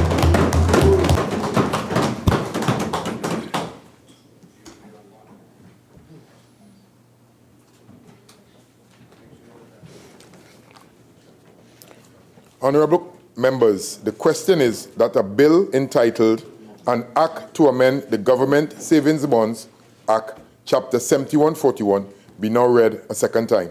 All in favor say aye. Aye. Any against? The ayes have it.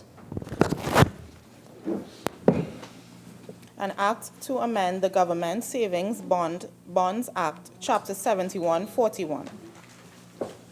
Honorable members, before we proceed, I'd like to call on the Leader of the House to do the procedural motion. Mr. Deputy Speaker,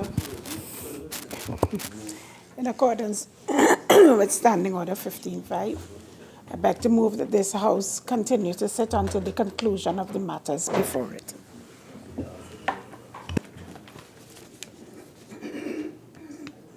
Honorable members, the question is that the House continue to sit until the completion of the business before it. Those in favor say aye. Aye. Any against? I think the ayes have it.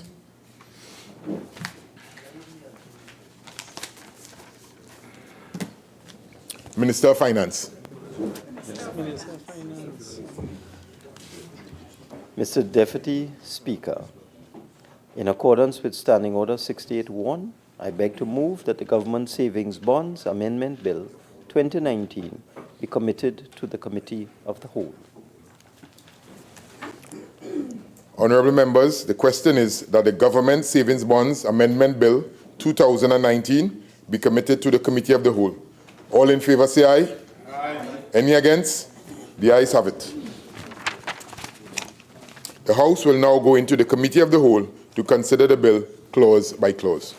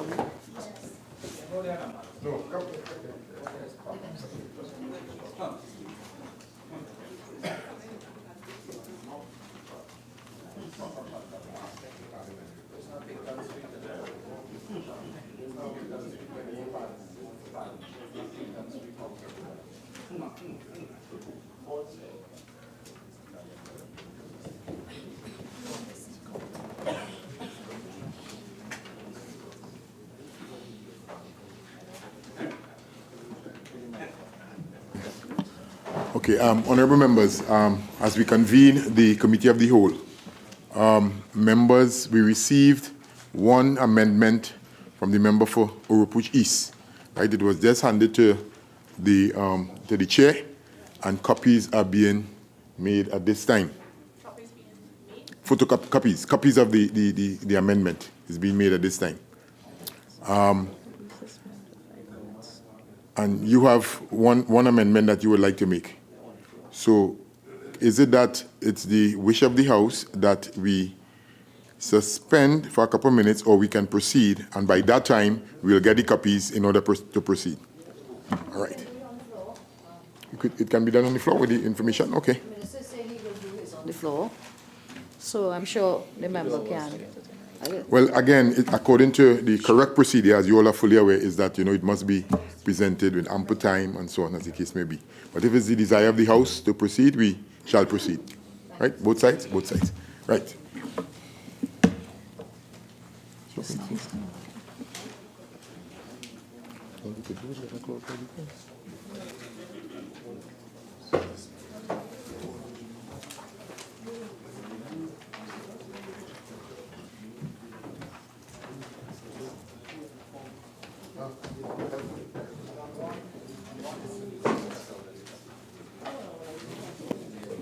Clause 1.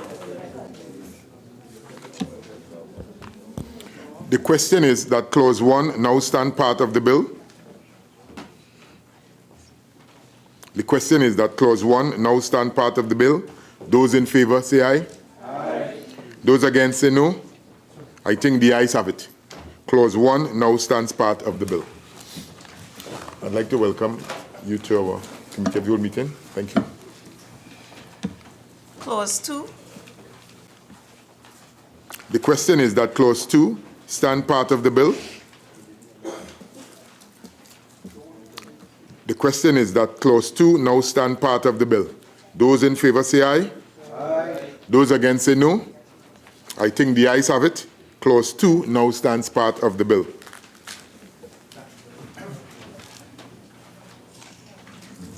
Clause 3.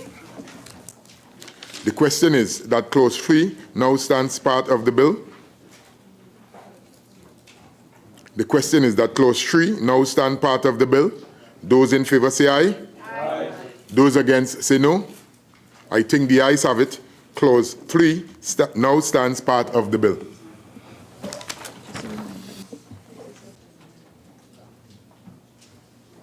Okay, members. So then I have to see clause 4, please. Proceed. Clause 4. Okay, members, Clause 4.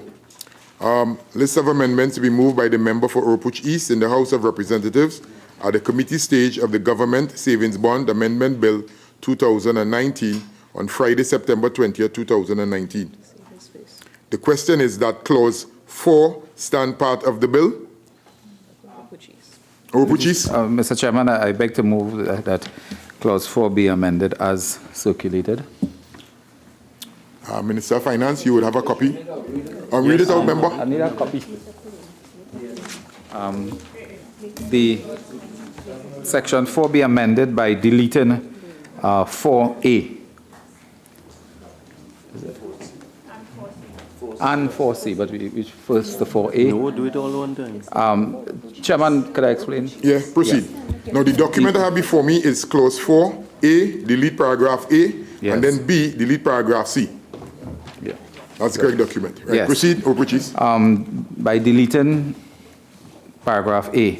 Mr. Chairman, I've heard the minister in the winding up speak to this matter, and I'm requesting through you, Chairman, while we understand what the intention is from the minister, whether or not this could be recrafted in another way to suggest that the bonds would be transferable with the authority of the minister to the HDC for the purpose of mortgage financing, but to put in the law that it cannot be transferable to any other entity or on the secondary market or to any other institutional investor.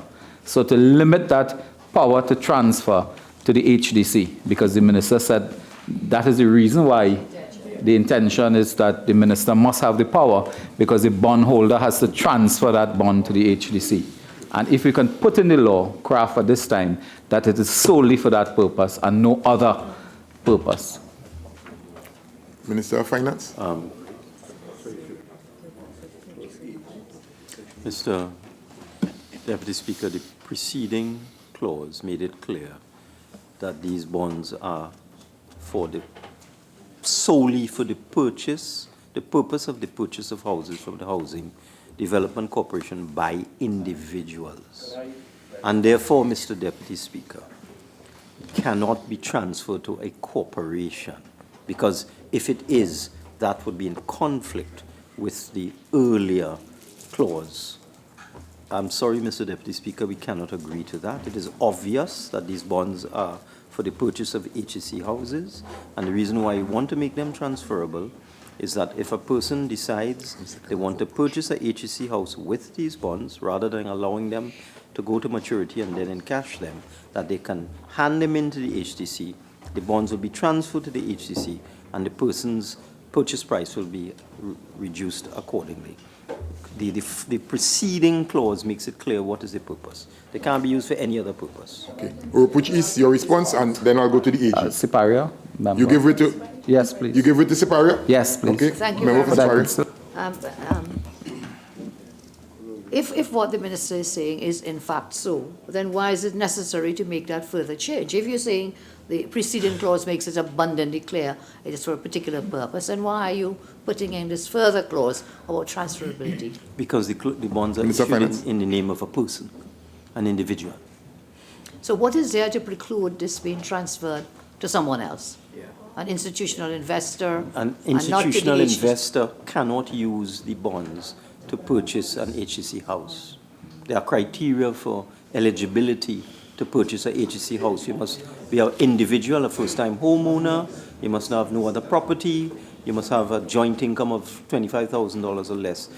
A bank or an institutional investor cannot use these bonds for any purpose. Mr. Out of an abundance of caution, can we suggest that where you want to insert this word transferable, that we put expressly in the clause transferable to the HDC? I wouldn't want to do that, because that way you're sure it's not going anywhere else. Members, honorable members, Sorry. 1 second. I'd like to bring in the AG at this time because you have had the hand up for a while. Thank you, Mr. Chair. First of all, Mr. Chair, the Interpretation Act and the General Rules of Interpretation of Laws prescribe that you must read the law as a whole.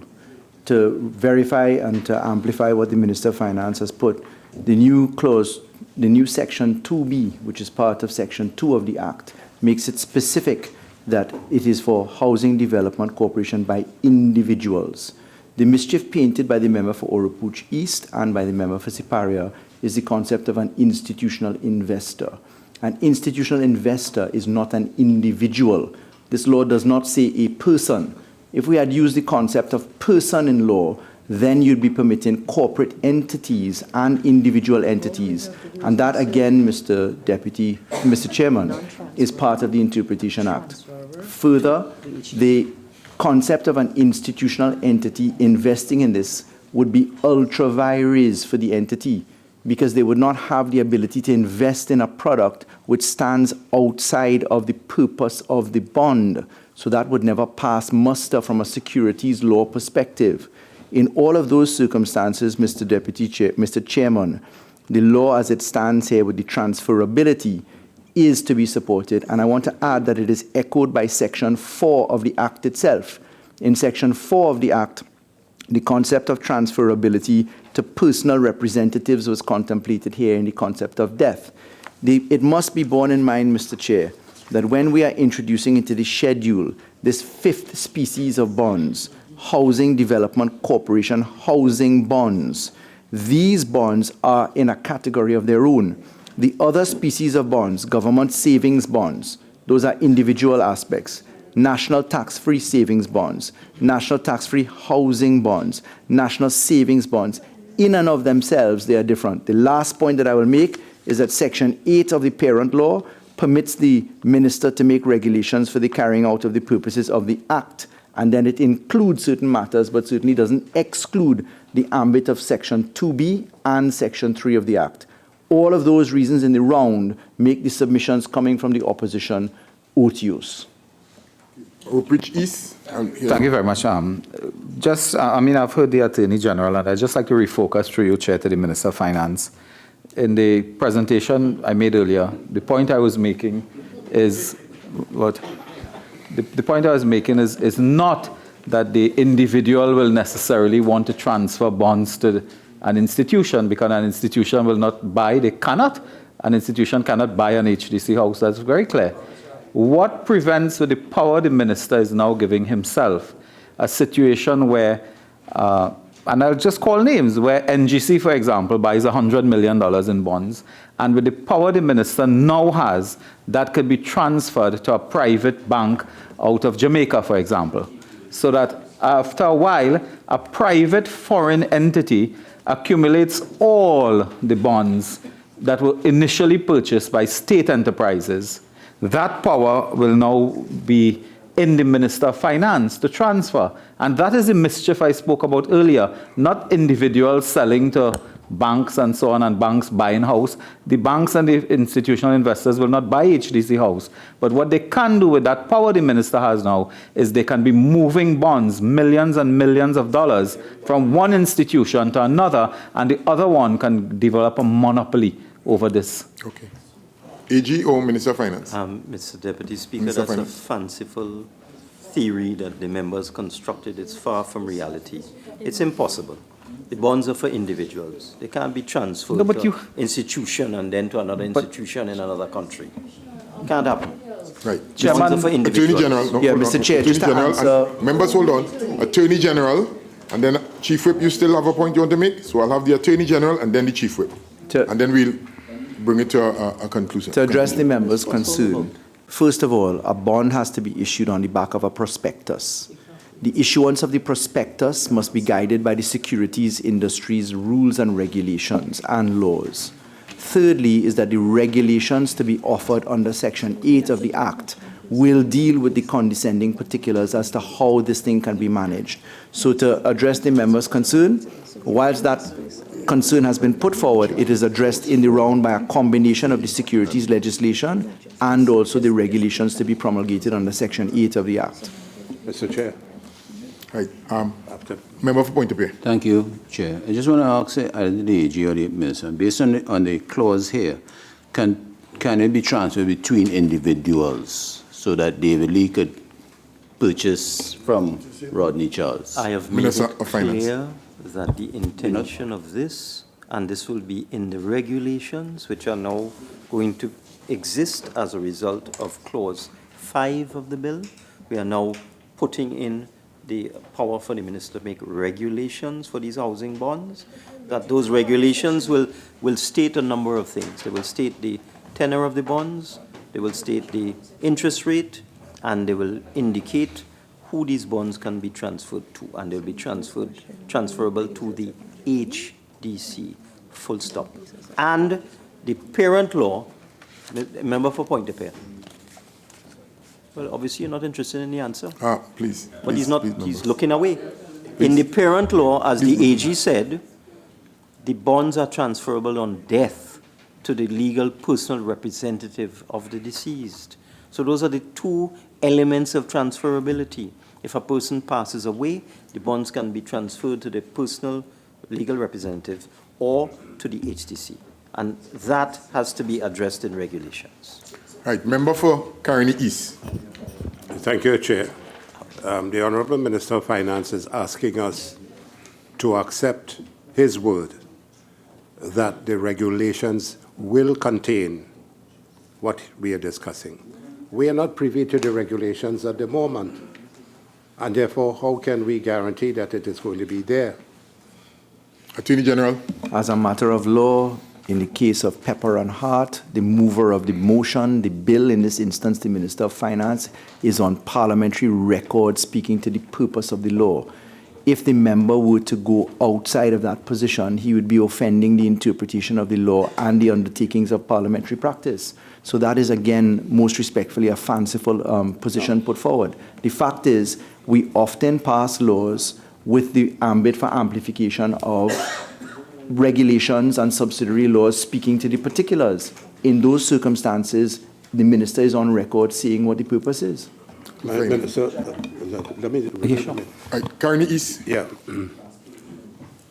The Attorney General is stating that what the minister is indicating will be held, he will be held accountable according to parliamentary issue. Regulations are brought either for affirmative support or support by negative resolution. We don't know how you bring in this, whether negative resolution or affirmative resolution. All regulations, as you know, Attorney General, have to undergo that process. So when are we going to see those regulations to know whether is it going to be negative or is it going to be affirmative? Attorney General. Mr. Chair, the government actually intends to delete the purpose of paragraph C in clause 4. We haven't come to that just yet, which would revert us to what the original law speaks. The original law, as it has stood on the books of Trinidad and Tobago for umpteen years, is that they are to be done by regulations. So we propose not to have the amendment done via the minister by way of order and to revert to what the existing law is, with the 4 species of bonds as set out in the schedule, now adding a 5th one done by regulations. It's in the parent act. Right. Okay, members. Oropuch East, and it will be dependent on your comment whether we'll go back to the AG or the Minister of Finance. Attorney, Oropuch East. Chairman, through you, I really want to bring this thing to an end too.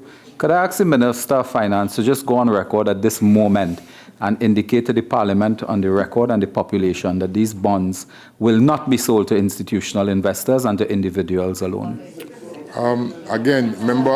Again, as the chairman of the committee, it has been mentioned on more than one occasion on the record of Hansard, and the Attorney General and the Minister of Finance have stated clearly in terms of the regulations, being negative or positive, again, they are bounded by law.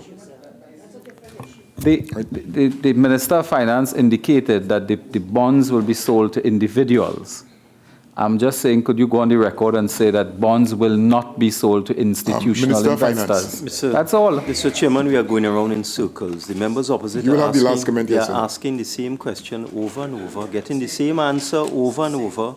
I have said it already. I don't need to say it again. Right. I've said it 5 times. I don't intend to say it a 6th time. I've said it 5 times. Members. To be transferable to the HTC. Only. Can I just repeat the question? Members, no, hold on, Oropuch East, hold on. I made it clear that based on your comment, we'll go to the Minister of Finance.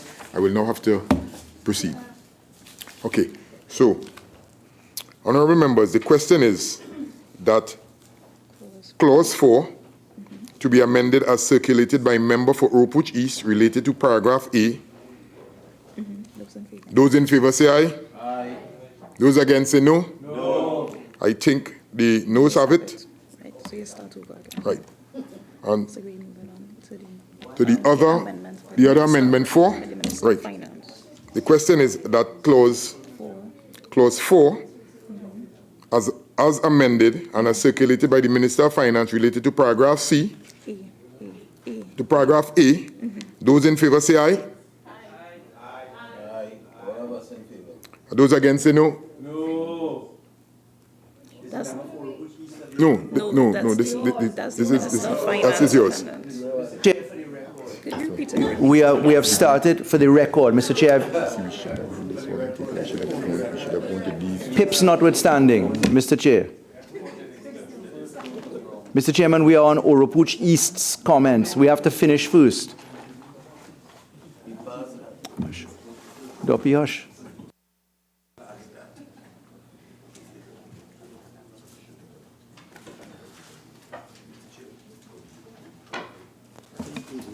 Mr. Chairman, procedurally, you are on Oropuch East. You did with 4A. You've not dealt with 4C. So as put, the question is in relation to 4C of Oropuch East. Then we go to the government's proposals. Are you conflating the two? Just asking. We must do A, B, and C. I see. Right? So therefore what? But Mr. Chair, let me just explain this, if you will. Because we have rejected A and we propose to come to C, the movement of the colon on the word and is material in the text. And for those reasons, Mr. Chair, the amendments that the member for Oropuch East are putting forward conceptually make sense, but they are wrong in text because the colon and the word and would have to be managed. Could Siparia please just calm down? No, please. Yeah. Please. Right. I'm explaining why it is that one cannot vote for B in its current form if we don't amend what is to come next in terms of the colon and the word and. Minister of Finance. Mr. Chairman, if you look at the amendment that I have circulated, I have amendments to 4A, 4B, and 4C. I don't know if you have put my amendment to 4A yet. No, not as yet, Okay. Minister of Finance. So if we could dispense with that, please. We have to go to B now, right? So therefore we have to... He's doing it. No, he has to do A.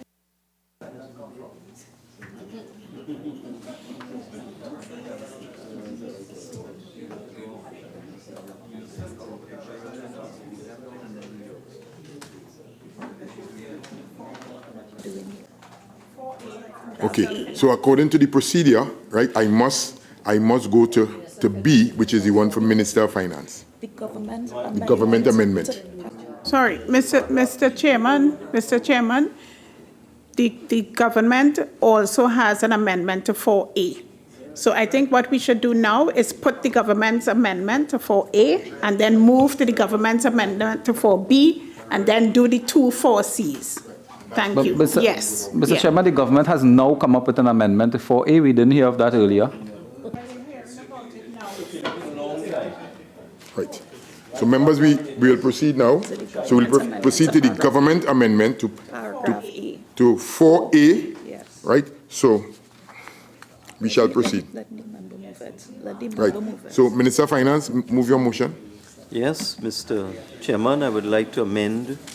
I'm proposing that we amend 4A of the bill by inserting the word and at the end of the paragraph, at the end of A. That's because we wish to delete C. Okay. This is a grammatical correction. Mr. Chair, it's to facilitate the proposed amendment to delete C as we go lower. So therefore, we are transposing the word and from B to A. So the proposal to A is to include the word and, because we propose to delete C a little bit later down.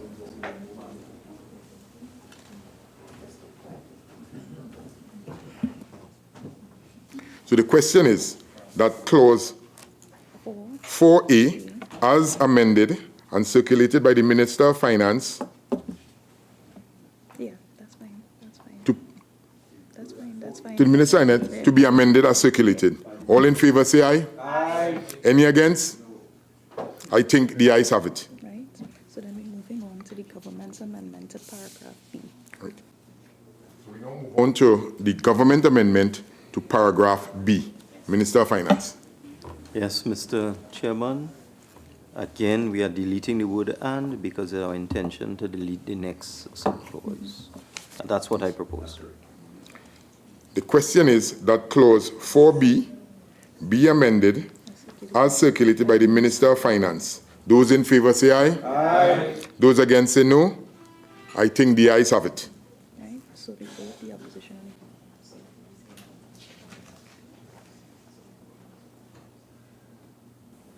The question is, moving on to paragraph C, Minister of Finance. Yes. Proceed.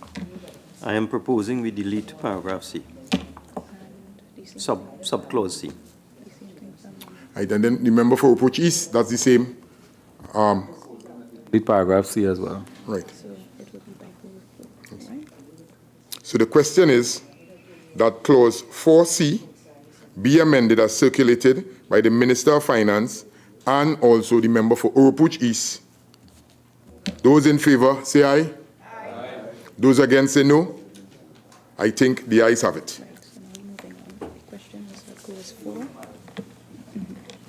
The question is that clause 4, as amended, now stand part of the bill. Those in favor, say aye. Aye. Those against, say no. I think the ayes have it. Clause 5.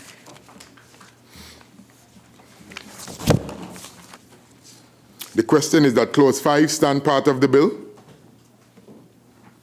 The question is that clause 5 now stand part of the bill. Those in favor, say aye. Aye. Those against, say no.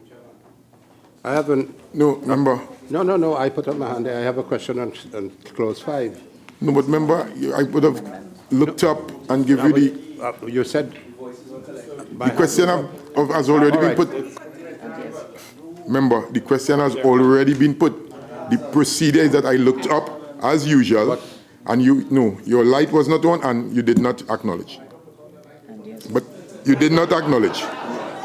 So again, sorry, member. Those against, say no. I think the ayes have it. Clause 5 now stands part of the bill. Honourable members, the question is that the bill, as amended, be now reported to the House. Those in favour say aye. Aye. Those against say no. I think the ayes have it. The House will now resume.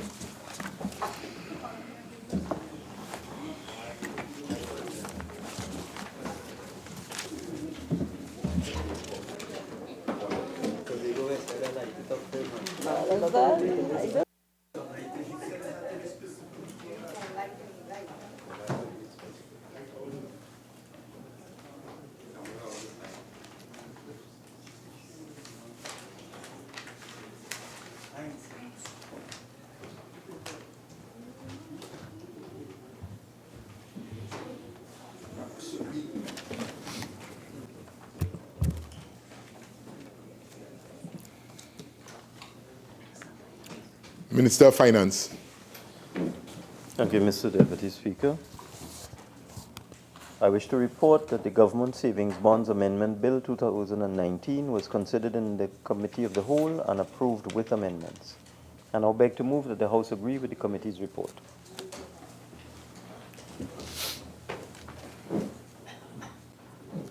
Honourable members, the question is that the House agree with the committee's report on the Government Savings Bonds Amendment Bill 2019.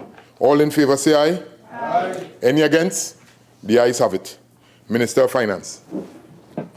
Mr. Deputy Speaker, I beg to move that a bill entitled An Act to Amend the Government Savings Bond Act, Chapter 7141, be forthwith read a third time and passed.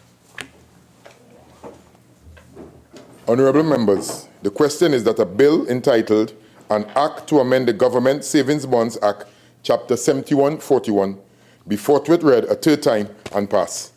All in favour, say aye. Aye. Any against? I think the ayes have it. An Act to amend the Government Savings Bonds Act, Chapter 7141.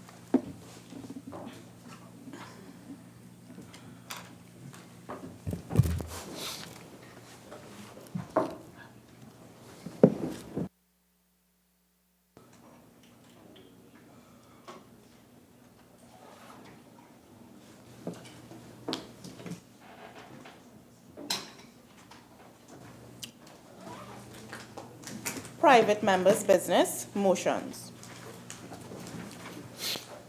Honourable members, you are again reminded that in accordance with Standing Order 61, 3 and 4, the Leader of the Opposition has a maximum of 5 minutes to make an explanatory statement, and any member opposing the bill will be given a maximum of 2 minutes to address the House. I will now call on the Leader of the Opposition. Thank you, Mr. Deputy Speaker. I beg to move the following motion standing in my name. Be it resolved that this House grant leave for the introduction of a private member's bill entitled the Sedition Repeal Bill 2019. Mr. Deputy Speaker, the sedition laws in our country date back to centuries ago at common law, and were really crafted with the intent of protecting the right of the crown, the king. Sedition in the common law had to do with stemming from what was known as the divine right of kings, so that you had no place to say anything about the crown and the king. Those laws, through the common law, came into statute law throughout the Commonwealth, many of the Commonwealth countries. 100 years ago in Trinidad and Tobago was a very important time for the labor movement. That was in the year 2019. So you had all the labor uprisings, and those labor uprisings with Butler and others, 1919, yes, I'm sorry. 100 years ago, in 1919, we are now in 2019, the labor uprisings, and you saw the rise of Butler and the other labor rights, the labor movement. In 1919... 1 second. Members, 1 second. Members, no. Please, I'm on my legs. Please.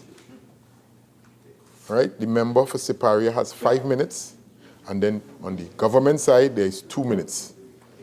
Right? Again, I will decide. Right? So please, proceed. Thank you very much, sir. In 1919, this was just 1 year after the end of World War II. The utility workers... World War I. Mr. Speaker, I am a little under the weather with the flu. So... I'm sorry.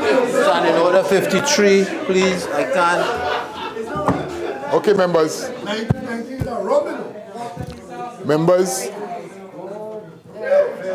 Members, silence. Silence. Proceed. Proceed, member. 1 year after World War I, Mr. Deputy Speaker, there were a lot of strikes with workers and so on against the backdrop of low wages, and of course, all had to do with the empowerment of persons who had gone off to fight that war. And right here, what we saw happening is because of the marches and the arrest of leaders and so on, the British troops were increased here, colonial society at that time. And what followed those uprisings with the labor movement in 1919 was a very repressive sedition law, which is our Sedition Act of 1920. So basically, that act was aimed to clamp down not only on speech, but also on publications that were seen as threats to the colonial order. Marcus Garvey's newspaper, The Negro World, which was read across the colony then, our colony then, was one of the targets of this legislation, along with a long list of other banned literature, which included Marxist, anti-imperialist, trade union, and black publications. And then we saw the work of Marcus Garvey, Elmer Francois, and Butler himself. So their militarism in the trade union movement led to the codification of the Sedition common law into the statute that we know now as the Sedition Act. And that is really the history of the legislation. And up to today, I don't think people know that in this Sedition Act, under the prohibited publications order made, over 105 publications are prohibited and banned. And if you were to have these in your possession, you could be arrested under the sedition law. Mr. Speaker, should Cuba send a newsletter, Gamma, whatever, should the Soviets or China, all of these in here would be banned, prohibited and banned. So, Mr. Speaker, have 1 more minute? Yeah, sure, I'll take that minute. That's the history of it. And we're saying we should repeal this law now because it is unconstitutional in breach of fundamental rights. Secondly, it is vague and uncertain and against the principle of illegality. It's in a breach of Section 1 of the Constitution of Trinidad and Tobago, which are the democratic rights. And finally, there are several other statutes on our statute books that would replace it. There's no need to put a replacement law, and this should be repealed forthwith. I ask to be granted leave to introduce this bill for debate in this House. I thank you. I beg to 1 second. Deputy Speaker, I beg to second this motion, and I reserve my right to speak. I recognize member for Laventil West. Thank you. The member for Superior, Mr. Speaker, sounded rather confused, maybe because she's recovering from a severe bout of PIP. This is this. 1 sec. Member, please. No.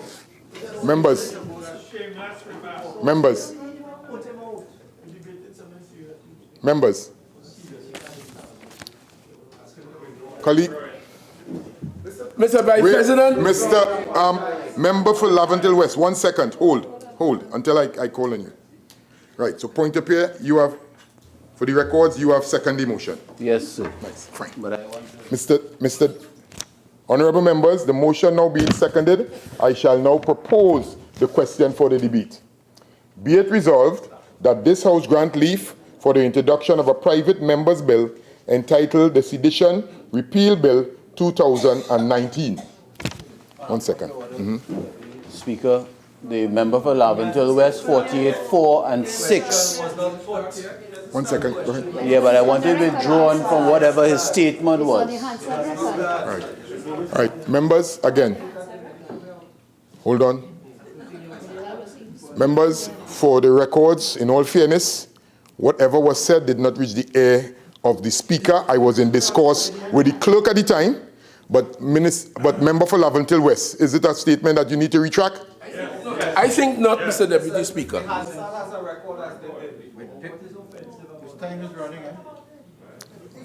No. All right.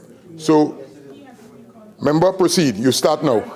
The member for Superior, Mr. Deputy Speaker, had no concern about repealing this law or no issue with it for 11 years when she and her team were in government. They had no concern about it, not even during the state of emergency, when the members, Prime Minister and Attorney General bullied a 13-year-old for making comments on Facebook in this matter. Not even then. So to suggest, Mr. Deputy Speaker, to seek leave to want to repeal this law is, in my view, reckless, irresponsible, and foolhardy in the face of people of Trinidad and Tobago. And Mr. Deputy Speaker, 55 countries on our research have laws to deal with this problem. We have no issue as a government to consider reviewing this law, but Mr. Deputy Speaker, while we have no issue with that, we must replace it with something, because there is a problem, as her friend and political front demonstrated. It cannot be allowed to be taking place in the society without redress, and Mr. Deputy Speaker, we reject that motion forcefully, because it is reckless and irresponsible to want to repeal this law without any viable solution for a replacement. Mr. Deputy Speaker, we reject this motion and we stand on that.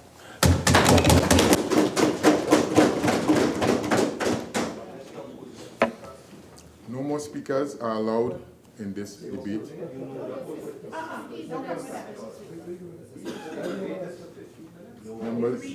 Members, listen, members, I have ruled.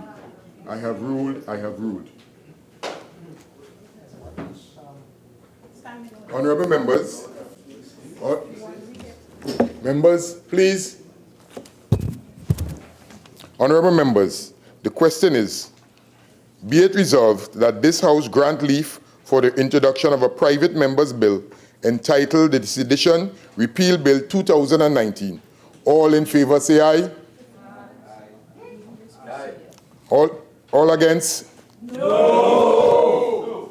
Division, please, sir.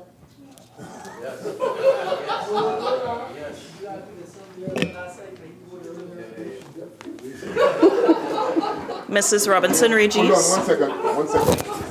Honorable Prime Minister, kindly retract the statement. Honorable Prime Minister, please kindly retract.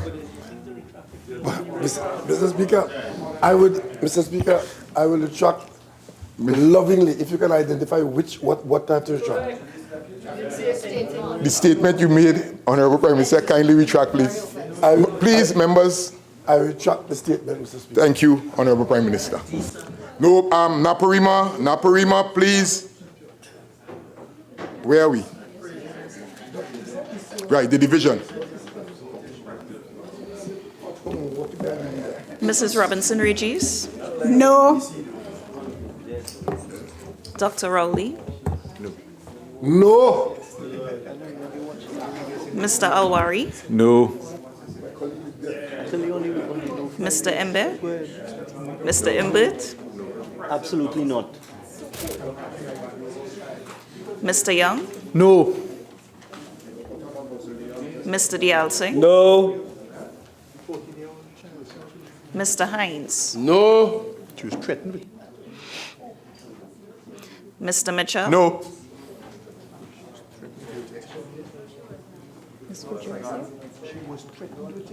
Ms. Cujo. No.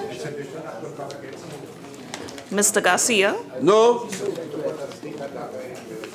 Mrs. Critchlow Coburn. No. Mr. Dillon. No.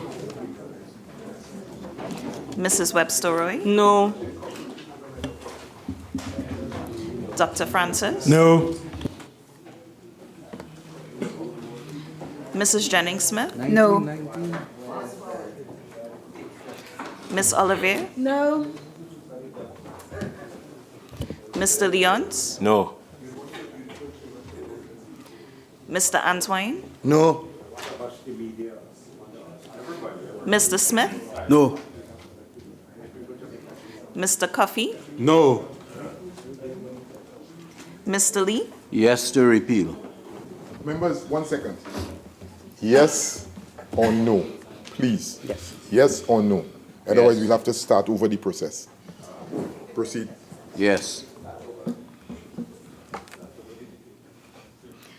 Mrs. Pisabi Sasso. Yes.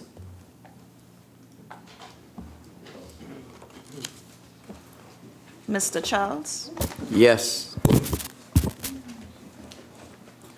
Dr. Rambachan. Yes. Mr. Karam. Yes.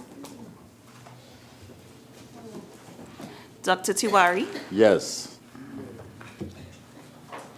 Dr. Munilal. Yes. Mrs. Nualu Hussain. Yes. Dr. Gopi Singh. Yes. Mr. Indar Singh. Yes. Mr. Ramada. Yes. Dr. Khan. Yes. Mr. Padara. Yes. Dr. Budo. Yes.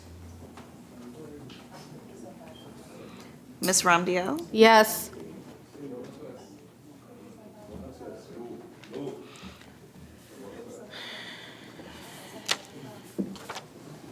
Mr. Deputy Speaker, the results of the division is as follows.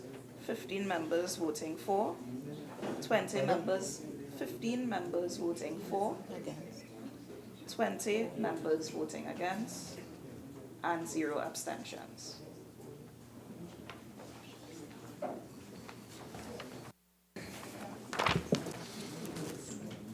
Honorable members, the division is as follows.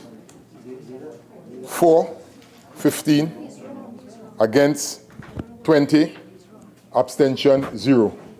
The motion has failed.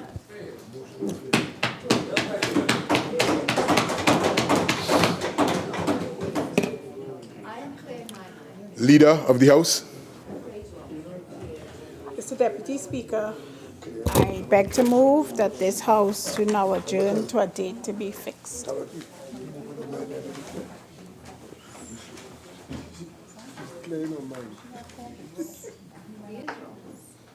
Honorable members, there is one matter that qualifies to be raised on the motion for the adjournment of the House. I now call on the member for Tabakit. 1 second, members, proceed. The House is still in session. Tabakit. Thank you very much, Mr. Deputy Speaker. Mr. Deputy Speaker, thank you for allowing my motion on the adjournment, which I consider to be a very special motion, in that it deals with public safety and has to do with the security of persons who utilize what are called party boats around the shores of Trinidad and Tobago. Mr. Deputy Speaker, this is a phenomena that is of recent vintage in terms of the number of boats that have come into our waters in order to conduct this kind of business. But Mr. Deputy Speaker, what concerns me is the fact that there are boats that have sunk which apparently could have been running without certificates of inspection in particular. And I refer in this case to two boats. One, the Treasure Queen II, which sank on the 13th of September 2018. Now, the Maritime Services Division of the Ministry of Works and Transport has a listing of registered passenger or recreation vehicles for party cruise operations. And what is interesting to me is that I cannot get from the Maritime Services Division a listing for 2019, so that the public does not know which of these boats from the website of the Maritime Services are in fact registered or not registered, or whether they meet the conditions that have been set out in the legislation and in the regulations for operation. So, for example, the Treasure Queen II had a local passenger ship safety certificate which expired on the 31st of October 2017. But this boat sunk on the 13th of September 2018.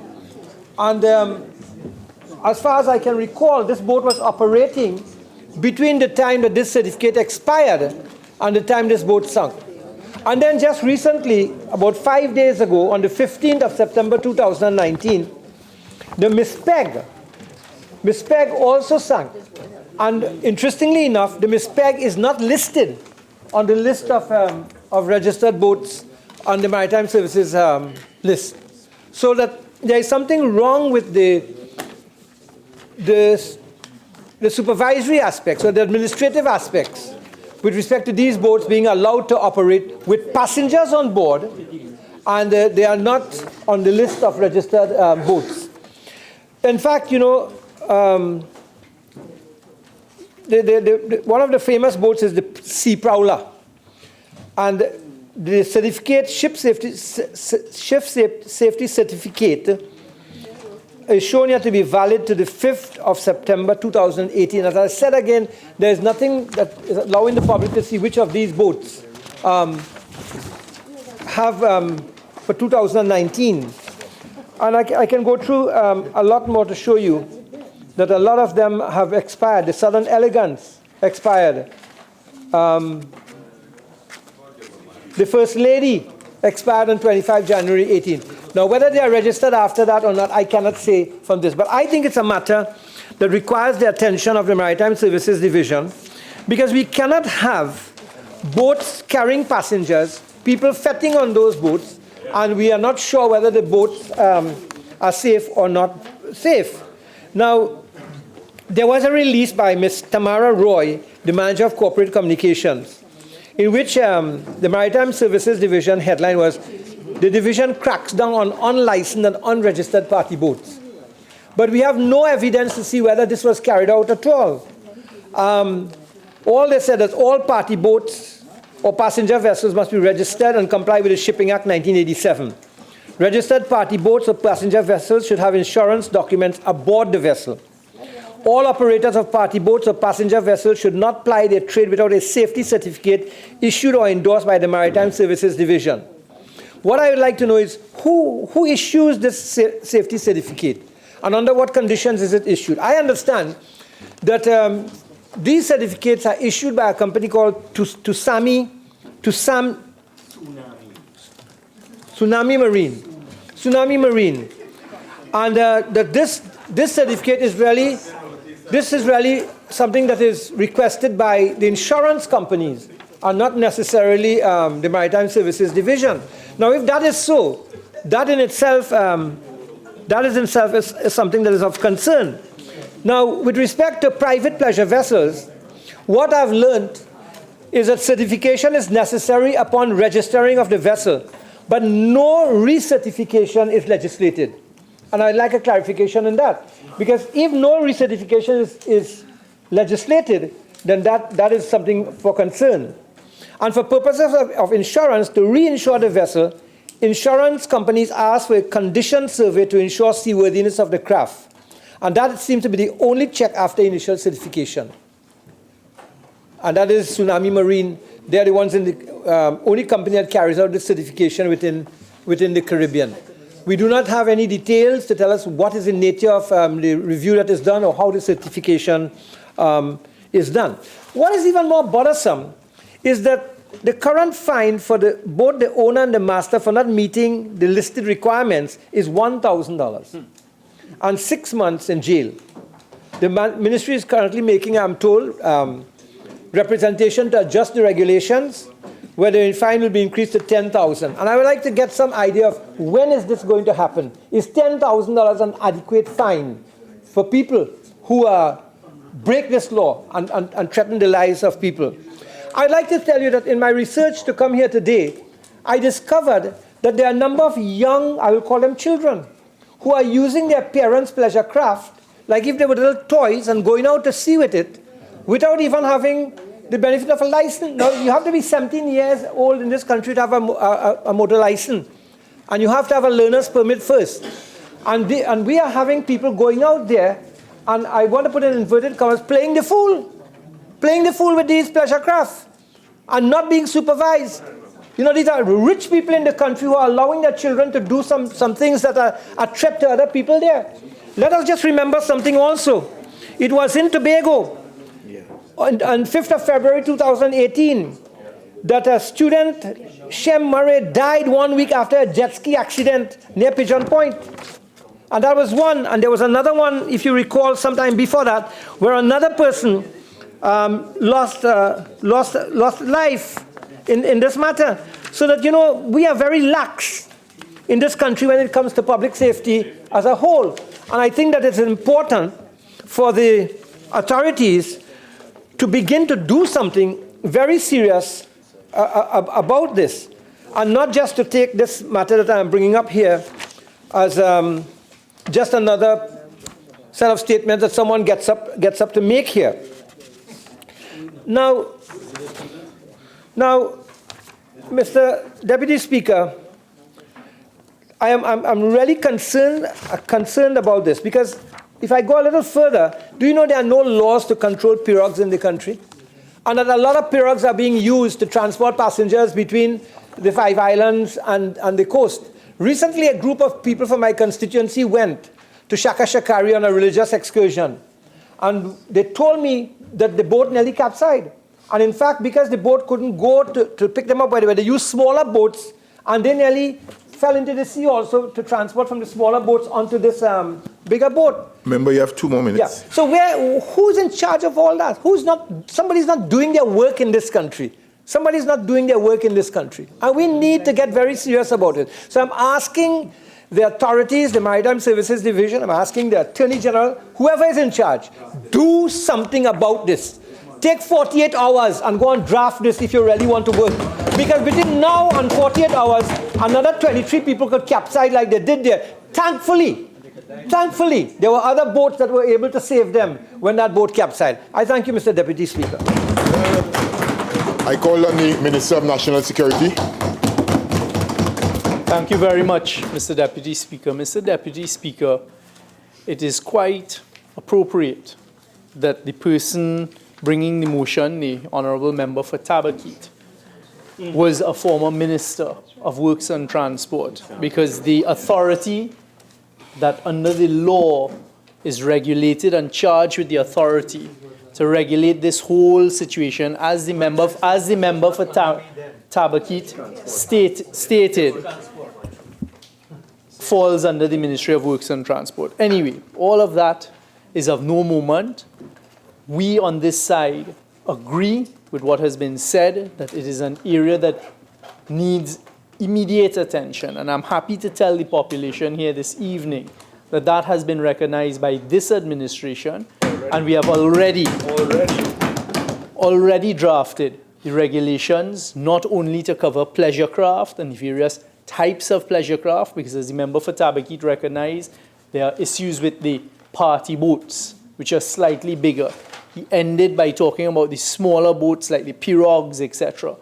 So we are coming to Parliament. I am assured by the Attorney General the regulations have already been done to deal with the party boats. You would have heard both myself as well as the Minister of Agriculture, Lands and Fisheries talking about the need to regulate fishermen in the country. And fishermen, we're going to have mandatory GPS tracking devices in the boats, etc. There is a problem with overcrowding on these party boats. There is a problem with the level of alcohol being served, and then, of course, the effects of alcohol. When people drink alcohol and their behavior, and they're out in the open seas, and then a lot of these party boats traverse at night. So if someone goes overboard, to then find them, locate them. The loud music as well is an issue.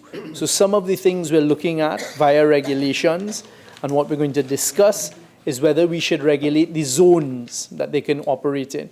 We're going to make it mandatory that all pleasure craft, including the party boats, have sufficient life-preserving equipment, life jackets, and these types of things.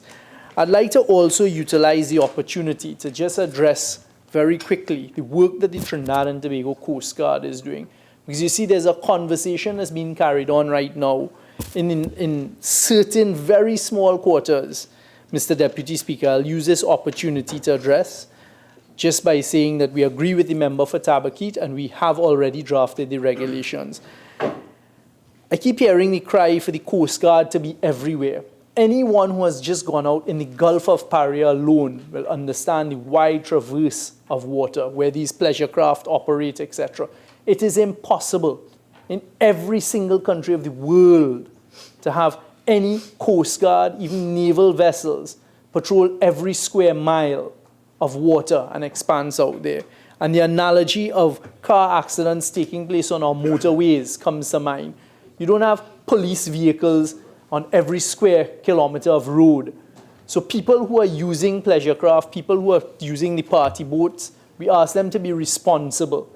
But as the government, we will do what we can from a regulation point of view.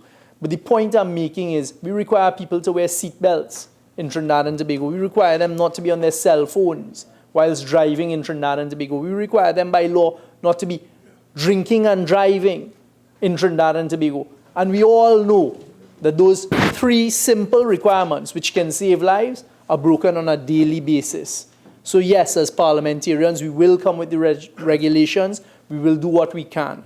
But I will end by endorsing what the member for Tabaquite said from the point of view we need to regulate properly this industry, pleasure craft, the party boats, etc.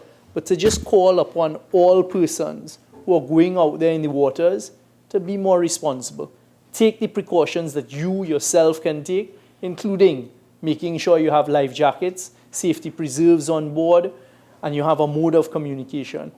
Be careful with the consumption of alcohol. You will know if a boat is overcrowded. So your constituents who went there should have called upon the people who are manning the pleasure craft to be more responsible. They know when they're overcrowding the vessels. But this government will do what needs to be done. And I trust that when the regulations come to Parliament, if they're required to come to Parliament, we will receive the support for it, as well as on the fishing bill that we intend to bring to regulate the fishing industry. Thank you very much, Mr. Deputy Speaker.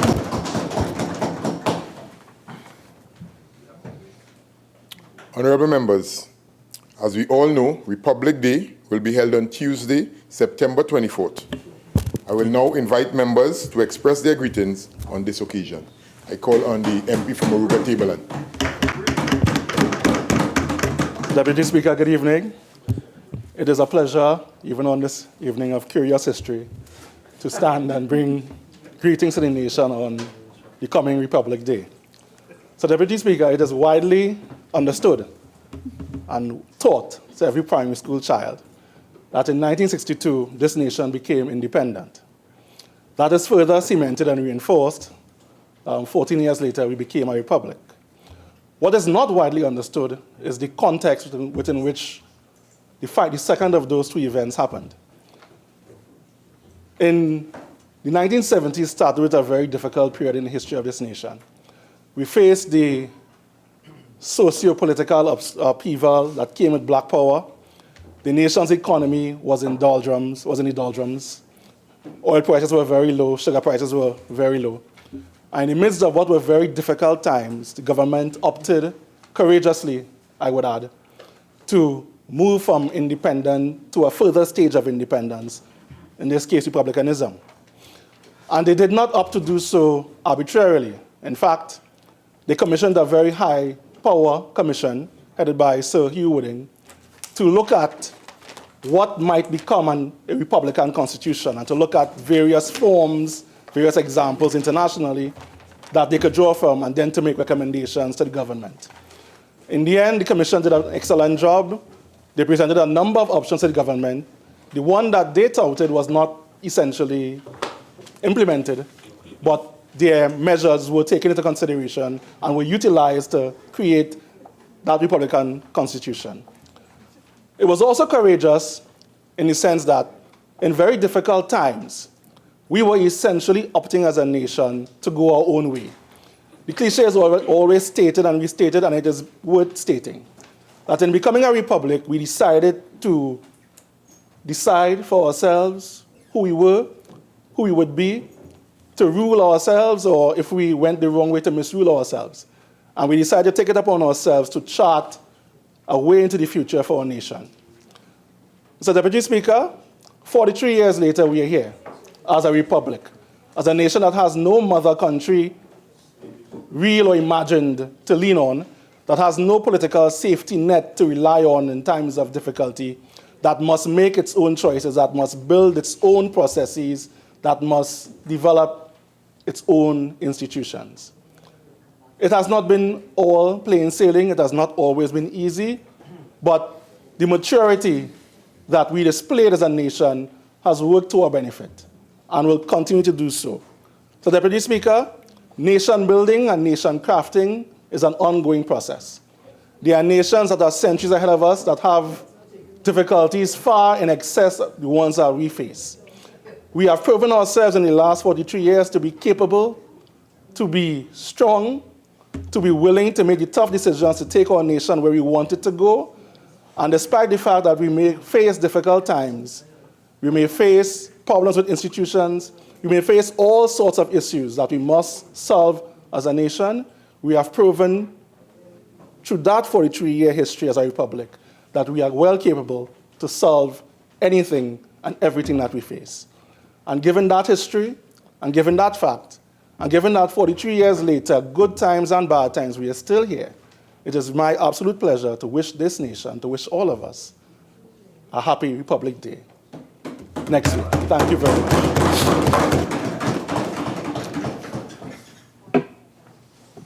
I recognize the member for Chaguanas-East. Thank you very much, Mr. Deputy Speaker. I rise to bring Republic Day greetings on behalf of the Honorable Leader of the Opposition and my very distinguished colleagues on the opposition bench. What we would have heard just now, without repeating it, is that we would have moved from independence and then 14 years after to republicanism. Independence would have given us a road that we would have progressed from colonialism to our own internal self-rule. In 4 days' time, we celebrate Republic Day, a day in which we can all be proud. It was the thirst of all of us in the country to ensure that we would have moved for self-governance and to celebrate all of our accomplishments as an independent nation. One in which the head of state would have been the president, who would also have been the commander of the armed forces.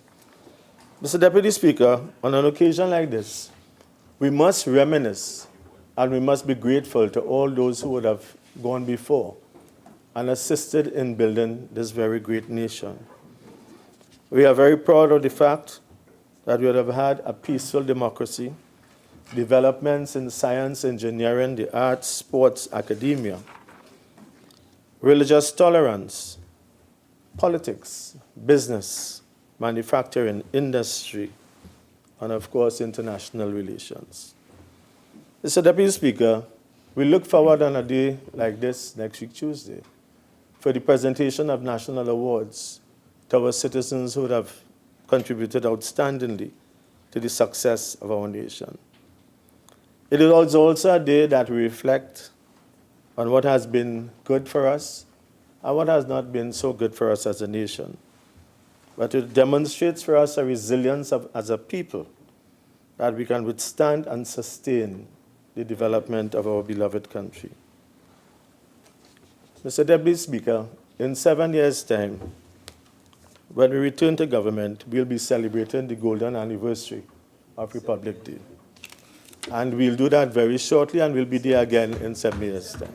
I say that in terms of, I'm making a contribution, and I expect that it will be taken in the light in which I'm saying. That we'll be celebrating as a country our golden anniversary of republicanism. Mr. Deputy Speaker, I recall in my early days when, in 1976, when we became a republic country, we would have witnessed the early achievements of our nation through Hazley Crawford, the first gold medalist, Olympic 100-meter champion in Montreal. I recall looking at that race, and the two challengers to him would have been Don Quarry from Jamaica and Valery Borzov from Russia. Also, very closely, in fact, the second year after that, in 1977, we would have seen as a young Republican nation our accomplishment of General Penny Commission as Miss Universe. What I recall as well is that San Fernando. Oh, his friend San Fernando, okay. What I recall as well is that I remember 2 aircraft being pulled into the Piaco International Airport when the then Prime Minister christened the McDonnell Douglas DC-9 with these 2 names, Hazley Crawford and General Penny Commission. Today, however, when we look forward to celebrating our 43rd anniversary of republicanism, we do so amidst some challenges. A substantial amount of crime, criminality.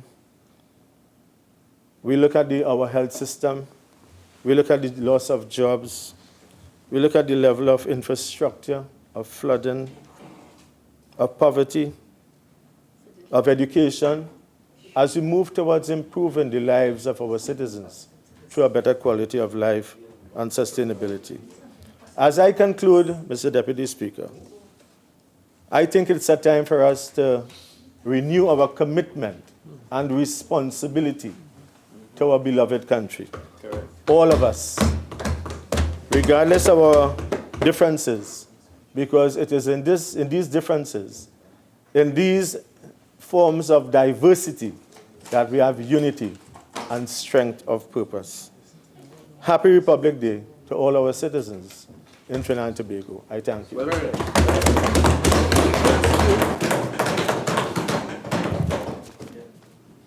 Honorable members, I would like to join with both sides in extending greetings to the people of Trinidad and Tobago on the occasion of the 43rd anniversary of becoming a republic.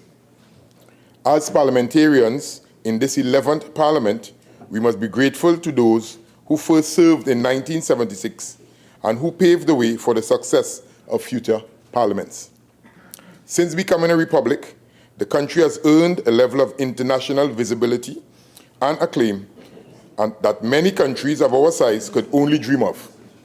Our sporting accomplishments and cultural art forms have put us on the map. Our resilience in times of national crisis has showed our unity, strength, and depth of compassion. We must therefore continue to work together to do even more to improve the lives of the citizens we represent and serve.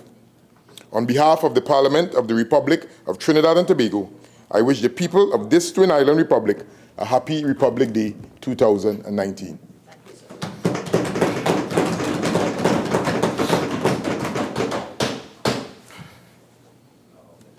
Honorable members, the question is that this House do now adjourn. All in favor say aye. Aye. Any against? The ayes have it. In accordance with Standing Orders 11 and 12.1, this House now stands adjourned to a date to be fixed.